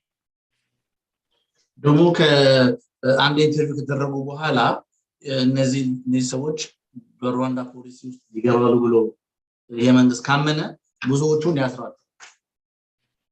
ምን ያደርጋሉ ብዙዎቹ ያስራቸዋል የሩዋንዳ ፖሊሲ ውስጥ ይገባሉ ብሎ ካመኑ ብዙዎቹ ዲቴንሽን ሴንተር ውስጥ ይተቷል ሰው ድበዝሕ ኣብዚ እዋን እዚ ከዓ ሓደ ሰብ እንድሕር ናይ ሩዋንዳ ፖሊሲ ንዑ ይርዶ this is a screening interview ነው አይደለ ይሄ ካፍታ screening interview screening ስክሪን ከበሩስ እንድሕር እዚ ሰብ እዚ ሩዋንዳ ክንመልሶ ንኽእልና ድብሉ ተኮይኖም then obviously ኣብ ዲቴንሽን ሴንተር ብትዎም ዘለው ነቲ ሰብ ንኽመልስዎ ምእንታን ማለት እዩ እዛ ሕቶ እዚኣ ናብ ኩልኩም እንድዩ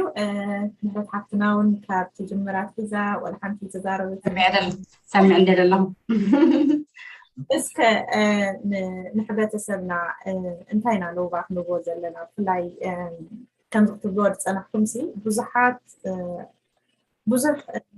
ባይታ ኣሎ ከድካ ሕግታት ንክትፈልጥ በቲ ቁኑዕ ጌርካ ናትካ ኣሰለም ሲከር ንክትሓትት እሞ ብግቡእ ከዓ ወረቐትካ ንክትወሃብ ብዙሕ ግዜ ግን ብሰበለ ኢና ወረቐትና ከም ሕዝቢ ንፍትን ወይ ከዓ ንክስቶ ብከምዚ እንድዩ ተዋሂቡ ኣነ ከዓ ክወሃብ ዝበሃል ነገር ኣሎ ስለዚ ንሕብረተሰብና ከም ናይ ሕጊ ክኢላ እንታይ ክትመክርዮ ትደሊ ንከትሓተና ባኺ እንታይ ዲ ክብል ዝደሊ ኣነ እቲ ብሰበሰብ ዝረብ ዘረባ ገዲፍና ሕጂ ብዚ ሰዓት እዚ ብቋንቋ ትግርኛ ድህብና ኣገልግሎት ተራኺቦም ስለ ዘለዉ ብዝሒ ናብኣቶም ከይና በቲ ድድልየና ቋንቋ በቲ ናይ ካልቸርና ዝፈልጦ ሰብ ጌርና ብከመይ ገይሩ እቲ ሰብ ቅድሚ ምብጋሱ ወይ ከዓ ቅድሚ ናይ ህሞፊስ ወረቐትና ምትንካፍና ሓበሬታ ተወሰድና ሓይሽ ይብል ኣነ ምክንያት ምስ ተባላሸወ ንምዕራይ ፀገም እዩ ግን ኮለ ጌናን ግን ሕጊ ኣብዚ ሰዓት እዚ ናይ ህሞፊስ ሕግታት ዳጋ መዓልታዊ ይፅየር ደሎ ስለዚ ኣብዛ ሰዓት እዚኣ እንታይ ኣላ ሕጊ ናይ ህሞፊስ ንዓይ ትምልከተኒ እቲ ናይ ኢሚግሬሽን ኬስ ከምዚ ናይ ኣሸራና ኢድና እዩ ብተፈላለየ ናተይ ናትክን በበይኑ ሕጂ ኣብ ክንዲ ንሰላም ሰሪሕላይ እሞ ንዓይ ክኣሰርሓለዩ ኢለናት ክዝጥቀም በቲ ናተይ ግን ምስቲ ኩነታት ምስቲ ግዜ ዝኸይድ ገይረ ሓቲተ በለፀ ኮይኑ ስማዕና ኣትንካዊ ኢና ፀገም ንረክብ ዘለና መስለኒ ተሓበሬታ ብእዋኑ ደይ ምርካብ ያ ብሓቂ ከምዚ ምሕረት ክትብሎ ዝፀንሐት ሕብረተሰብና ብዙሕ ናብቲ ናይ ከምቲ ቅድም ክትብሎ ነበርኩ ብዛዕባ ሕክምና ንሓኪም ክትገድፎ ኣለካ ብዛዕባ ጥዕናና ብዛዕባ ሕጋዊ ዝኾነ መንገዲ ከዓ ነቲ ሕጊ ዝፈልጥ ክትገድፎ ኣለካ ሰብ ገርዎ ኢልካ ነናህና ስቶሪ እዩ ዘለና ነናህና ኣመፃፃ እዩ ዘለና ነናህና ትሮማ እዩ ዘለና ኣመፃፃና ከዓ ኩሉና ሓደ ዓይነት ክኸውን ኣይክእልን እዩ ስለ ዝኾነ ክንድምንታይ ከዓ ነናህና ከዓ ይፀልወና እዩ እቲ መፃፃእና ብድከኣለና መንገዲ ሕብረተሰብና ኣብቲ ሕጊ ደለዎ ኣብቲ ሓገዝ ትገብረሉ ቦታ ከድካ ክትሓትት ኣለካ ከለገርዎ እሞ ኣነም ከዓ ከምኡ ተገበርኩ ኮነለይ ክበሃል ኣይከኣልኒ ኣብዛ ማንቸስተር ከተማ ክንዛረብ ተኮይና ዝተፈላለየ ማሕበራት ገበርቲ ሰናያት ኣለዎ ብበዝሒ ከዓ ሌገላይዝ ስለ ዘሎሲ መሰል ክትረክብ ትኽእል ኢኻ ሓገዝ ምኽሪ ኣድቫይስ ኣሎ ስለ ዘሎ ከዓ ክንሓተሉ ክንክእል ኣለና እምበሪ እከለ ኩሉና ፍልጠት ኣነ ድፈልጠለኒ ደይፈልጠለኒ ክሓትት ክኽእል ኣለኒ እዚኣ እታ ኢምፖርተንት እታ ቨሪ ኣምሹር ምሕረትም እዚኣ ምስ ተበላሸው ንክተቃንዖ ደብልቲ እዩ ዘድልየና ኤፈርት ንክንዕርዮ ካብ መጀመርያ ተኮይና ግን ካብ መንገዲ ሓንቲ እያ ትኸውን ክልተ ክትከውን ኣይትኽእልና ድሕሪ ተበላሽዩ ግን እቲ ዘድልየካ ኤነርጂን ስራሕን ሰዓትን ክደራረብ እዩ ስለ ዝኾነ ንሕብረተሰብና ኣነ ዘለና ለቦዋ ፕሊዝ ብጣዕሚ እዚኣ ክንረግፀላ ዝደልየ ነቲ ድፈልጥ ሕጋዊ ድዩ ትፈልጥ ሰብ ሕተት ኣብ ድኸድካ ከዓ ተርጓሚ ስለ ዘሎ ኢነው ብድከኣለካ በቲ ዝደልየ ቋንቋ ክትሓትት ትኽእል ኢኻ ፕሊዝ ንሕተት እየ ድብል ፅቡቅ ብመሰጅ ተላዕክለይ ዘሎ ሕቶ እኳ መሰጅ በጥያቄ ይመጣልን መሰጅ አለ በቴክስት ሓወይ ኣፋንስ ዘሎ ክመፅእ ይሓስብ ኣሎ ኣነ ግን ኣይትምፃእ ስጋዕቲ ሕጊ ዝቕየር እብል ኣለኹ ስለዚ ሕጊ ተቐይሩ ድዩ ወይስ ከም ቀደሞም ኣክሰብ ትገብሩለዮም ስደተኛታት እያ ትበላ ሓትና ጥያቄው ወንድሜ ፈረንሳይ ደርሰዋል እና ሊመጣ እያሰበ ነው እና የተለየ ህግ ይኖራል ወይ እኔ ደግሞ አትምጣ ባይ ነኝ ስለፈራሁኝና ይኖራል ወይ ሌላ መንገድ የሚመጣበት እያለች ነው ጥያቄው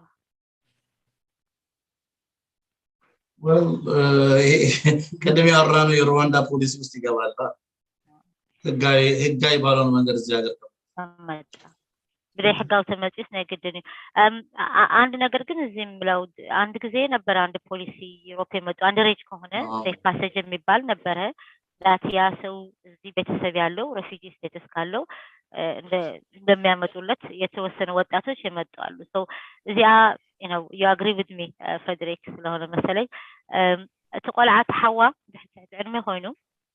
ተባዕት ሓተታለው ሴፍ ፓሴጅ ዝበሃል ነይሩ ሓደ ግዜ ዝፈራረሙ ሕግ ነይሩ ዓዲ እንግሊዝ ኢሮጵያታት ዓድታት ዝተፈላለዩ ካቆልዑ ድመፅሉ ደቂ ኤርትራ ደቂ ኢትዮጵያ ሕዋቶም ኣብዚ ሬፊጂ ስቴተስ ዘለዎም ተኮይኑ ትሕቲ ዕድሜ ከዓ ተኮይኑ then obviously ሕጋዊ ሰብ ክትሓተል ኣለዋ legal advice and possibility ኣሎ ከተብፅኦ ማለት እዩ ግን of course ድሕሪ overage ኮይኑ ድሕሪ መፅዩ ኣብ ዓዲ እንግሊዝ then obviously በቲ ናይ ሩዋንዳ ሕጊ ክፀልዎ እዩ ብታሰብ ግን I don't know ዕድመ ልዕሊ ዕድመ ይፈለጥኩን ሓዋ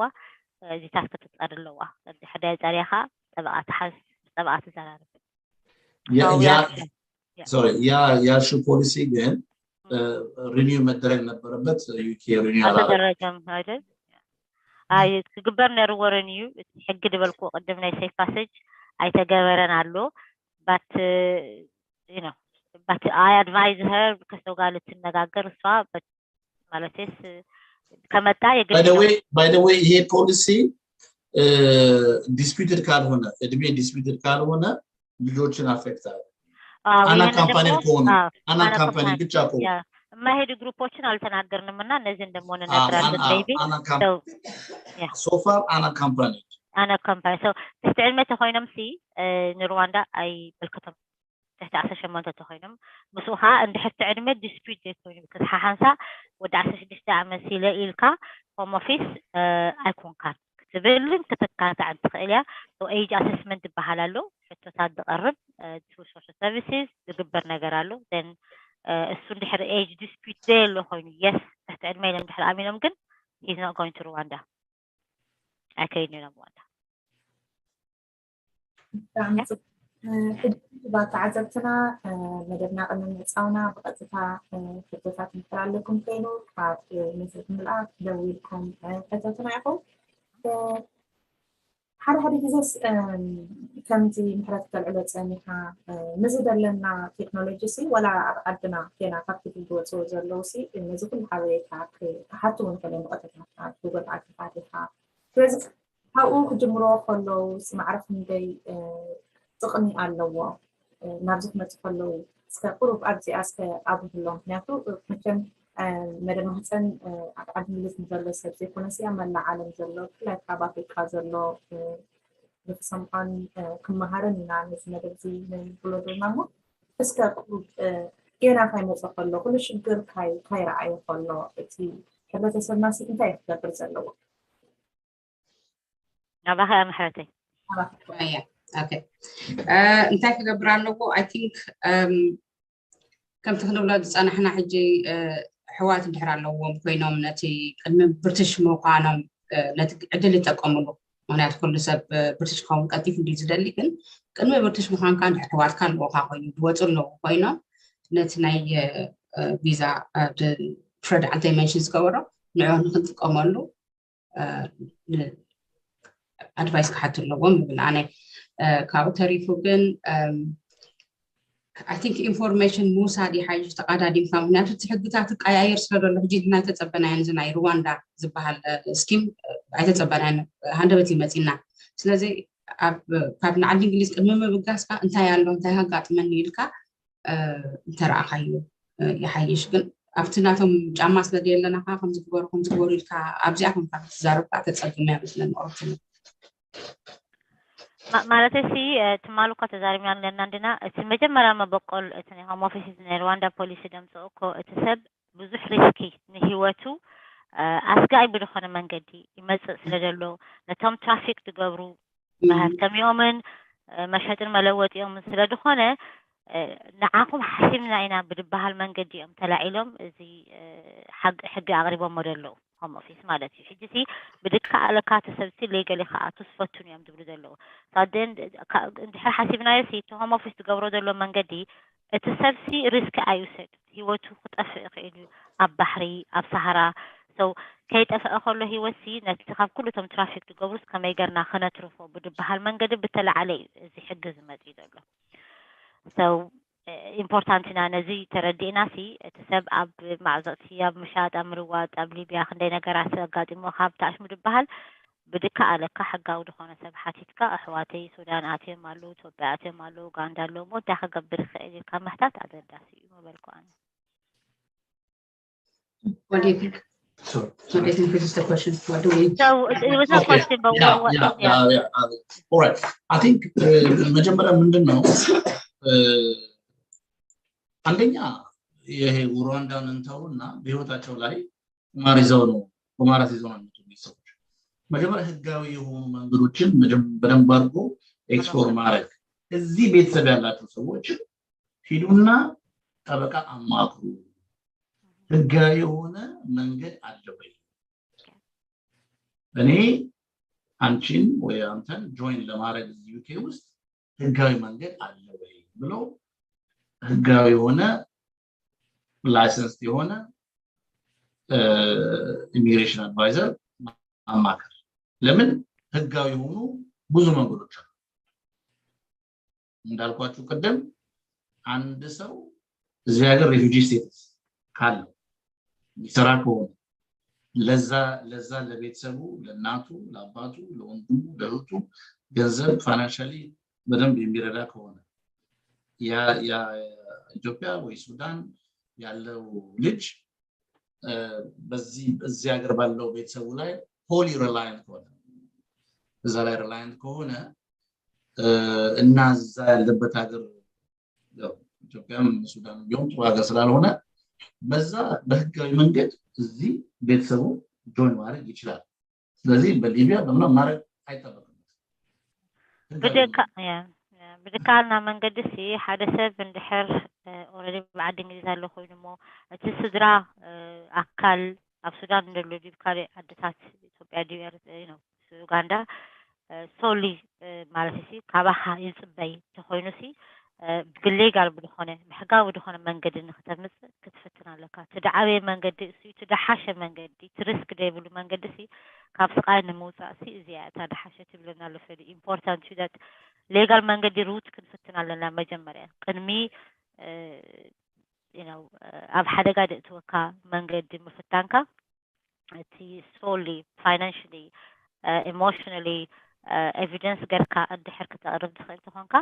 then obviously ደይፍተን ነገር የለን ክግበር ይከኣል እዩ ክፍተና ዶ እስኻ ከዓ ትሰርሕ ትኾንካ financially ባዕልኻ ነብስኻ ክኢልካ accommodation ተሊካ then why not ክትፍትን ክትክእል ኢኻ ማለት ጠበቃ ሒዝካ ማለት እዩ ኦኬ ኣብዚ ኣምሳልኪ እንድሕር ሰብ ከማን ደይሰርሕ ኮይኑ third party support ባህል ስለዘሎ ከም ኤርትራውያን ሓጋጊዝና ኣነ ድሕር ደይሰርሕ ኮይነ ግን ወረቀተይ ናይ ሪፊውጂ ሎን ኮይኑ ፍረድ ሰርሕ ተኮይኑ ፍረድ ንዓይ ክሕግዛኢሉ እተን ኣነ ክእትወን ዝግባኣኒ ንሓፍተይ ንሓወይ ከምፅእ እንድሕር ክህበኒ ዝኽእል ኮይኑ በዚ እውን ክኸውን ይኽእል ሕጂ ኣይሰርሕኒ እሞ ተስፋ ይብለይኒ ኢሉ ከይቆርፅ ሰብ ጥራይ እንታይ ኣሎ ኢሉ ክሓትት ኣለዎ መዓት መንገዲ እዩ ዘሎ ኢምፖርታንት እያ ሰላመይ third party support عم تصبحنا في حالة دقيقة تحبت أسمع أزي وتترفض الله ببلد كاسلوز عن الكلاسكونة من عالبات عفتناي جينا عب indefinite زلو سب British بيكونة دخوانا بيتسابو ويحاو حقو عبدي وخمت سيفل إتي عب British دخبو داسي انتايو ناتو بريتش نزلو سب كمت سيزبالي أو حرب دي جزاك بس سلام تزلنا نعمل نايتي مرتبيو المسرح الجدي سلازلو يحوات كا هاي تصبح هاي من درب أو عادي مسخ موصي يقولي لازم حدا بريتش نزخوانا سب انت عدلات عملو انت كم يجري كمت سيزبالي ناتو إتي من بدل زلو بحقاوي تخوانا سبتني حقاتو زبالي زلو كنا عندنا حدا بريتش كوينس كم يجري دعمو بحقاوي نتي حاول Yeah. So ጥያቄው ፍሬዲ አንድ ሰውስ በብዛት አሁን ስንል የነበረው ሬፊጂ ከሆነና ወይ ኢንዴፊኒት ካለው ብቻ ይችላል ብሪቲሽ ከሆንክስ ምንድነው ምክንያቱ ስፖንሰር አድርገህ ለማምጣት የሚከለክለውና የሚያግደው ወይ ምን ማድረግስ ይችላል አንድ ሰው maybe ኢንዴፊኒት አድርጎ በኋላ ወረብልሽ አለፈ that ወንድሙ ወይ እህቱ ወጣች እንዴት አድርጎ ማምጣት ይችላል ምን ማድረግ አለበት ምንድነው የሚያከብደው ምንድነው ምን ማድረግ ቢችል ነው እሱ ትንሽ በጣም የሚያስቸግረው ምንድነው ህጉ ተቀየረ 2012 ላይ ተቀይሮ ይሄ አዳልት ዲፔንደንት ሪሌቲቭ ይሉታል እና ያ የሚከብደው ምንድነው ያ ሰው daily care needs like ራሱን ማጠብ አይችልም ራሱን look after ማድረግ የማይችል ሰው care የሚፈልግ ሰው እና ደግሞ ያ care ደግሞ እዛ ሀገር የለም ምንም ማግኘት አይችሉም የሚለው ነገር ያስፈልጋል። ስለዚህ almost care የሚፈልግ ሰው ወይ ደስተኛ የሆነ ሰው መሆን አለበት ማለት ነው። ስለዚህ ትንሽ እሱ ይከብዳል ደግሞ ከእድሜው ባነሰ ቁጥር ሜዲካል ኤቪደንስ ይፈልጋሉ እና ዴይሊ ኬር ኒድስ መኖሩን ይፈልጋሉ። So አንድ ሰው more disabled ከሆነ daily care የሚያስፈልገው ከሆነ then አለው መንገድ ማለት ነው። ግን fit healthy adult ከሆነ ግን it's not. Yeah, so ብሪቲሽ ኮንካ ንክተምፅእ ከቢድ እዩ ተሓንቲ መንገዲ ክትህሉ ትኽእል ሓደ ሰብ እንድሕር ፊዚካል ባዕሉ ክሕፀብ ባዕሉ ክለዓል የግድን ሰብ ደድልዮ ተኮይኑ ወይ ከዓ እቲ ናይ ጥዕና ፀገም ዘለዎ ከዓ እንድሕር ሕክምና ዘይረኽበሉ ተኮይኑ ኣብቲ ዘለዎ ዓዲ obviously ኣለው መንገዲ ምግባር ንክተምፅእ ካብኡ ታሕቲ ግን ሓደ ሰብ እንድሕር ሓወኻ ሓፍትኻ ሙሉእ ጥዕና ዘለዎ ኣደርቱ ተኮይኑ ግን ቁርብታይ ይፅግም እዩ ንክትገብር ብ2012 ነምቲ ሕጊ ቀይሮሞ ብላ ኣሎ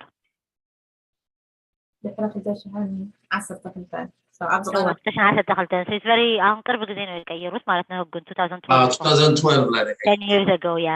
10 ዓመት ማለት ነው ያ 10 ዓመት ገሩ ያ ካብለ ቀይሩ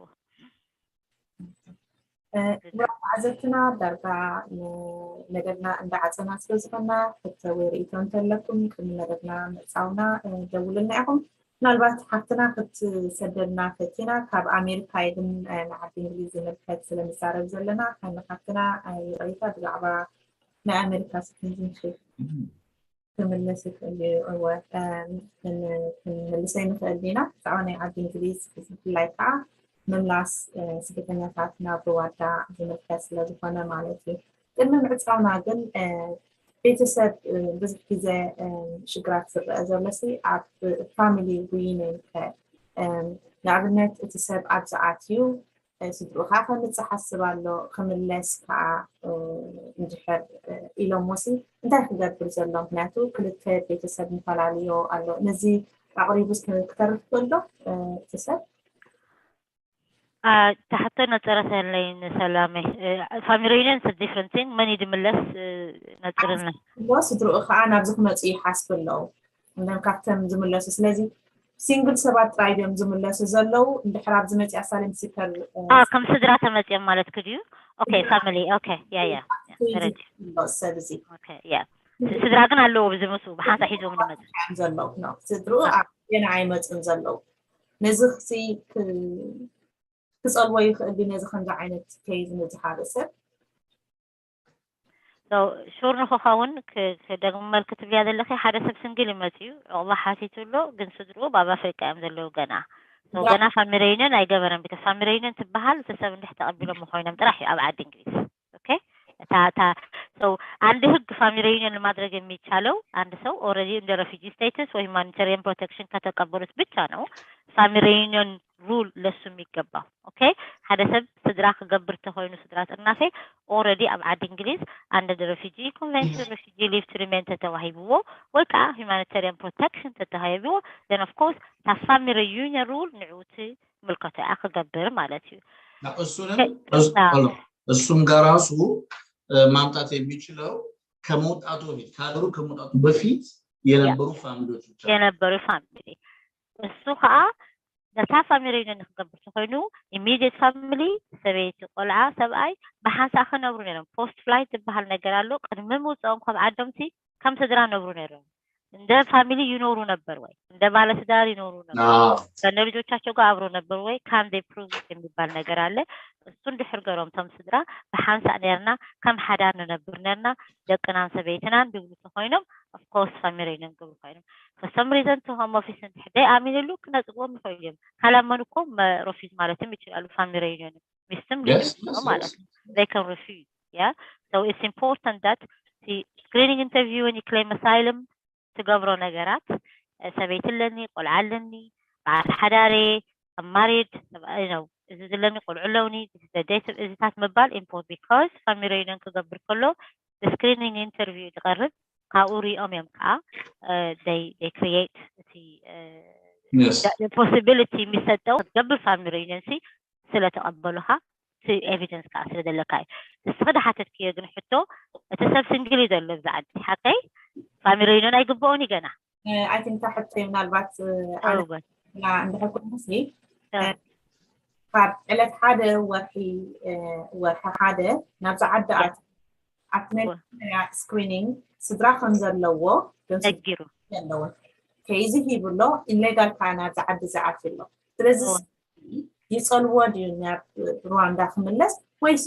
ስድራ ስለ ዘለዎ ኣብ ዝዓዲ ክጸንሕ ይኽእል ይሰብዚ ነቲዮም ቆልዓ ሚኖ ሰበይቴ ያ ተረድየ ክሕጅ መስዎም ዘሎ ወይስ ኩሉ ካብ ዕለት ሓደ ወርሓ ሓደ ዝዓዲ ባለኒ ዝበለ ስድራ የብለኝ ዝበለ so ጥያቄው የጠየቀችው ሰላም አንድ ሰው ሲንግል ነው ሲገባ እጁን ሰጠ ግን እጁን ሲሰጥ እኔ ባለትዳር ነኝ ልጆች አሉኝ ብሎ ነግረዋል ይሄ አሁን ከጃንዋሪ የመጣ ሰው ነው ያ ሰው የሩዋንዳው ይመለከተዋል ወይስ ፋሚሊ ያለውና ሩዋንዳ እንልከውም የሚባል ነገሮች አሉ where are the family in Africa family አልመጡም ግን እጁን ሲሰጥ it can be yeah it's the same አብሮ ከመጣ ነው አንተ ተመጽየም of course category group እኮ we said underage ኢልና we families if family ኮይኖም ባልና ሚስት ሰብአይ ሰበይቲ ወደ ሒዞም ተመጽየም those are not going to Rwanda አይደለም yeah and if there is disability or something they won't go on mental health they ስናምራው ጥዕና ጸገም ተሊዎም I couldn't LGBT, transgender, or gay and lesbian, they don't go either. Underage, ilna, so conduct more in Azitat, okay? They don't go into criminal conviction. LGBT, they have to believe. Yeah, they have to believe. You need to evidence that you are gay or lesbian. Because evidence could go bralaka, gay lesbian come to Honka, underage come to Honka, dispute I gabarun, family sadrahiska hamde mazaha, you have family here. Or you have disability or mental health disability amrawit and not adam dalawo diom icodonium but had a said of Africa sidra gadi samate or bahatitu gin still Rwanda possibility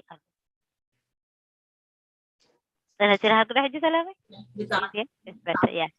okay so we just gave in all the categories of people who cannot mehed my chulu family and I'll know underage so balnamis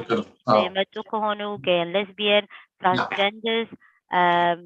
people who have got disability mental disability ሰናምራው ጤና ያላቸው ችግር የዲስability ችግር ካለባቸው እንደዚህ they have to prove it but yeah thank you I think መደብና ናይሎም ሸት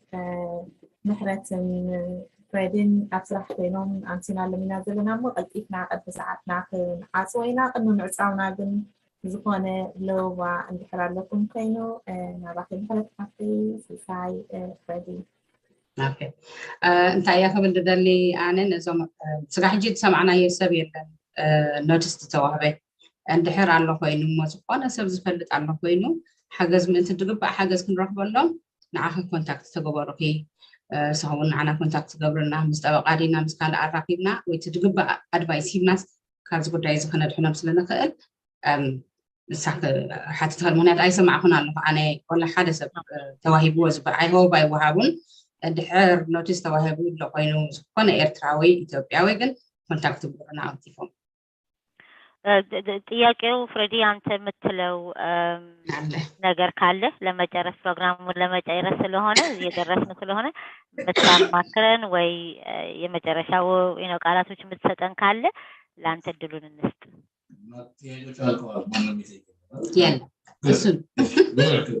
ኦኬ እኔ ምለው ምንድነው አሁን ብዙዎቹ ሲመጡ ይሄ ኢንፎርሜሽን somehow በሶሻል ሚዲያ ባበሻም እንዲሰራጭ ማድረግ ለምን ሲመጡ ወይ መርከብ ላይ ሲይዟቸው ወይ ሎሪ ላይ ሲይዟቸው ሌላ ሰው ሳገኝ ወደ እስር ቤት ስለሚወስዷቸው ይሄን ኢንፎርሜሽን ቢያገኙ ይጠቅማቸዋል እነሱ እንዳልነው ኤክስቴንሽን ሪኩዌስት ማድረግ ዶክተር እዛ እስር ቤት ውስጥ መጠየቅ መብታቸውን ማወቅ ለምን መብት የሚባል ነገር በሌለበት አገር ላይ ስለኖር መብት ያለን በቃ ቁጭ በል ካለ ቁጭ ብሎ ዝም ማለት ብሎ ስለሚችል አይ አንተ መብት አለ መብትህን በደንብ አድርገህ ለምን ደግሞ ጊዜ ብዙ ጊዜ የለህም ለምን ዴድላይን በጣም ታይት ስለሆነ ያለህን በደንብ አድርገህ አውጥተህ መናገር አለብህ እና ፋይት ማድረግ አለብህ የሚለውን ነገር ላቲን ዶኩሜንቴሽን ማሳወቅ ኦኬ ስፍረዲ ዝብለና ዘሎ ሲ ብጣዕሚ ኣገዳሲ እቲ ዝበዝሐ ሰብ ኣብዚ እዋን እዚ ዝመፅሎ ብዝተፈላለየ መንገዲ ኢንፎርሜሽን ይረክብ ኣሎ ብሶሻል ሚድያ ድዩ ወይ ብሰብ ተዛሪቡ ድዩ ዝታስብ ዘለዎ ግን ኣገዳሲ እዩ ዳት እቲ መሰልና ብዙሕ ስለዘይንፈልጦ ንዓይ ኣይግባእኒ ንብል ስለንኽእል ከዓ ግን መሰል ኣለና ክንረክብ ክንሓትት ትድግባአና very importantly ምስ ሓኪምና ክንዛረብ ምስ ጠበቃትና ክንዛረብ ብዚታትና እቲ መሰልሲ ክንጥቀመሉ ክንክእል ኣለና ሲምፕል መንገዲ ማለት እዩ ብድካ ኣለና መንገድሲ ተሓገዛ ደድልየና ክንሓትት ክንክእል ኣለና መሰል ኣለና እቲ መሰላትና ከዓ ባዕልና ከይድና ተደደሊናየስ ኣይመፀናን ይባዕሉ እና ኖቲስ ኦፍ ኢንቴንት ሲያገኙ ፓኒክ እንዳያደርጉ ኖቲስ ተሰጠ ማለት ሩዋንዳ ይላሉ ማለት አይደለም እና እያንዳንዳቸው ስፔሻል የሆነ በራሳቸው ኬስ ለምን ሩዋንዳ መሄድ እንደሌለብኝ ብለው መጠንተንና መከራከር ይጠይቃል ማለት ነው ሓደ ሰብ እንድሕታ ኖቲስ ኦፍ ኢንቴንት መጀመርያ ደብዳቤ ማለት ንሓስብ ኣለና ትብል ወረቐት ክትመፅእ ከሎ ኣብ ናይ ምጭናቕ ምእታው ኣድላይ ኣይኮነን ብኸመይ መንገዲ ኣነ እንታይ ከቕርብ ዝኽእል ኢሉ ከቕሪቡ ክትመልሱኒ ኣይትኽእሉን ኢኹም ወይ ክሰድኑ ኣይትኽእሉን ሩዋንዳ ዝበሃል እቲ መርትዕታት ክቐርብ ዘለዎ እምበሪ ናብ ካልእ ጭንቀት ምኻድ ኣድላይ ኣይኮነን ይብለና ኣሎ በጣም ጽቡቅ ናባክ ሲሰሓፍ ቅድመ እስኪ ኩሉ ተባሂሉ እንጂ በቃ ተሓንቲ ክንፀቕጠላ ንደሊ ዘለና ኩልና እቲ ሕብረተሰብና ብድካኣሎ መንገዲ ክወስድ ኢንፎርሜሽን ክረክብ ብኸመይ ክገብር ንመን ክሓትት ፓኒክ ምዃን ክሕባእ የምባል እዚታት ኣያዋፅእን እዩ ቢካዝ ኣም ሹር ብዙሓት ኣሕዋትና ካብ ሲስተም ክወፅእ ክብል ይኽእል እዩ ካብ ፍርሒ ደተላዓለ እዩ ይርዳእኒ እዩ ግን እሱ ምንም ክንደ ዓመት ሞታ ሓቢእኻ ክትነብር ኢኻ ሕክምና ኣድልየካ ብዙሕ ነገራት ኣሎ መቸም ስለዝኾነሲ ኣድላያ እዩ ከመይ ገርና እቲ ምክንያት ይህልወና እዩ ዓዲ እንግሊዝ መፃናዮ ስድራ ዲ ዘለና ኣሕዋት ዲ ዘለና ኣብ መንገዲ ተኣሲርና ና ትራፊክ ኮና ድና መፂና በዚ ኩሉ ክትዓት ክትቕርብ ስለትኽእል እቲ መሰላትካ እንድሕር ረኺብካ ድርካ ተዓልካ ምሳኻ ኮይኑ ይከኣሉ እሞ ኣብ ኣነ ኣብ ማንቸስተር ስለ ዘለኹ ብሕረት ከዓ ኣብ ለንደን ስለ ዘላ ሊስቲ ኣብ መወዳእታ ክንገብረልኩምና ተፈላለየ ማሕበረተሰባት ማለት ሲ ገበርቲ ሰናያት ግሩፓት ኣለው ብሓፂሩ ግሬተር ማንቸስተር ኢሚግሬሽን ኤድ ዩኒት ናይ ጠበቃታት ዝሰርሕሉ እዩ ማንቸስተር ሬፊጂ ስፖርት ኔትወርክ ድበሃል ኣሎ ቦዋስ ትሮስት ድበሃል ኣሎ ሪቫይቭ ድበሃል ኣሎ ሬንቦ ሄቨን ብዓብዪ ኣነ ዝሰርሓሉ ሶ ኦል ዚስ ኦርጋናይዜሽን ቻሪታብል ኢሚግሬሽን ኣድቫይስ ኣለወን كيدكن كتحطو تخليهم بقانقاي تتشجروا قالوا أبدخلكم ما خيدكم سي قالوا تقانقاي زاربنا هنامو أنا سي مثلكم حتاتو حاجز حتاتو سقايت بلو أيتجمعوا ما بالكم thank you أنا لسلامي thank you يعني أنا كبرت عزبتنا عبنا زيزالو حاموس بقالة نجد عبنا زيزالو حاموس نقد سلفا نايزة حالة فسومن نايزي مدام زيزة قربنا يوم نتشان وانا وصلت خانة كله حبرت سلنا قلتان كل دانس زيزالو حبي نايم نبرو زلنا حدا عد مسألة حاموس كن عقدا سنات كانقوا عبدا نغربت عبسدات بزبل كمون عبد حالة قدام كان سعزلكمو مدام محارنيا عربنا بزبل بتعزبتنا ريتوس لازم سلنا مدام محارنيا ونجميرنا سلزلنا كدام زي مدام زفعة بودهوتات أتعبابيا قلعو عبسدات بزبل مالتي سلدينتهم أمحارنيا سمعتواتنا صباح قدامون يراخلنا نباخ السيحة في اسفين ترجم لي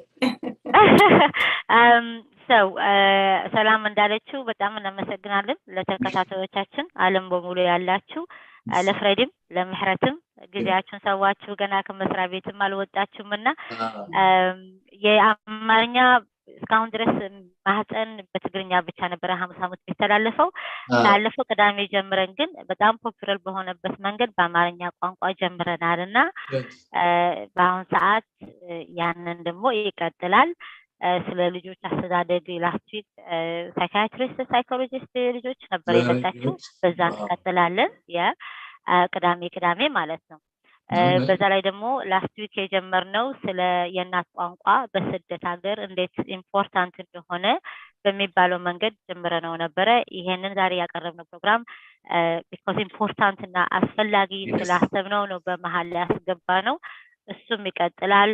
ከዛ በኋላም አምሹር የፋሚሊ ሪዩኒየን አለን ደግሞ ምንድነው ህጉ የሚለውን አላች እህታችን ትመጣለች እና ታስረዳናለች ህጎቹን። ሰርቪስሊ እንደዛ እያልን እንቀጥላለን። ሁላችንም በያለንበት እየተጋገዝን በምንችለው እውቀት ያለናለን በአለም በሙሉ ያለነው እዚች የማህፀን የከፈተችው ፕላትፎርም ብንሳተፍ ከእግዚአብሔር ጋር ማህፀናለን። ታንክ ዩ አመሰግናለሁ። Thank you very much. Thank you.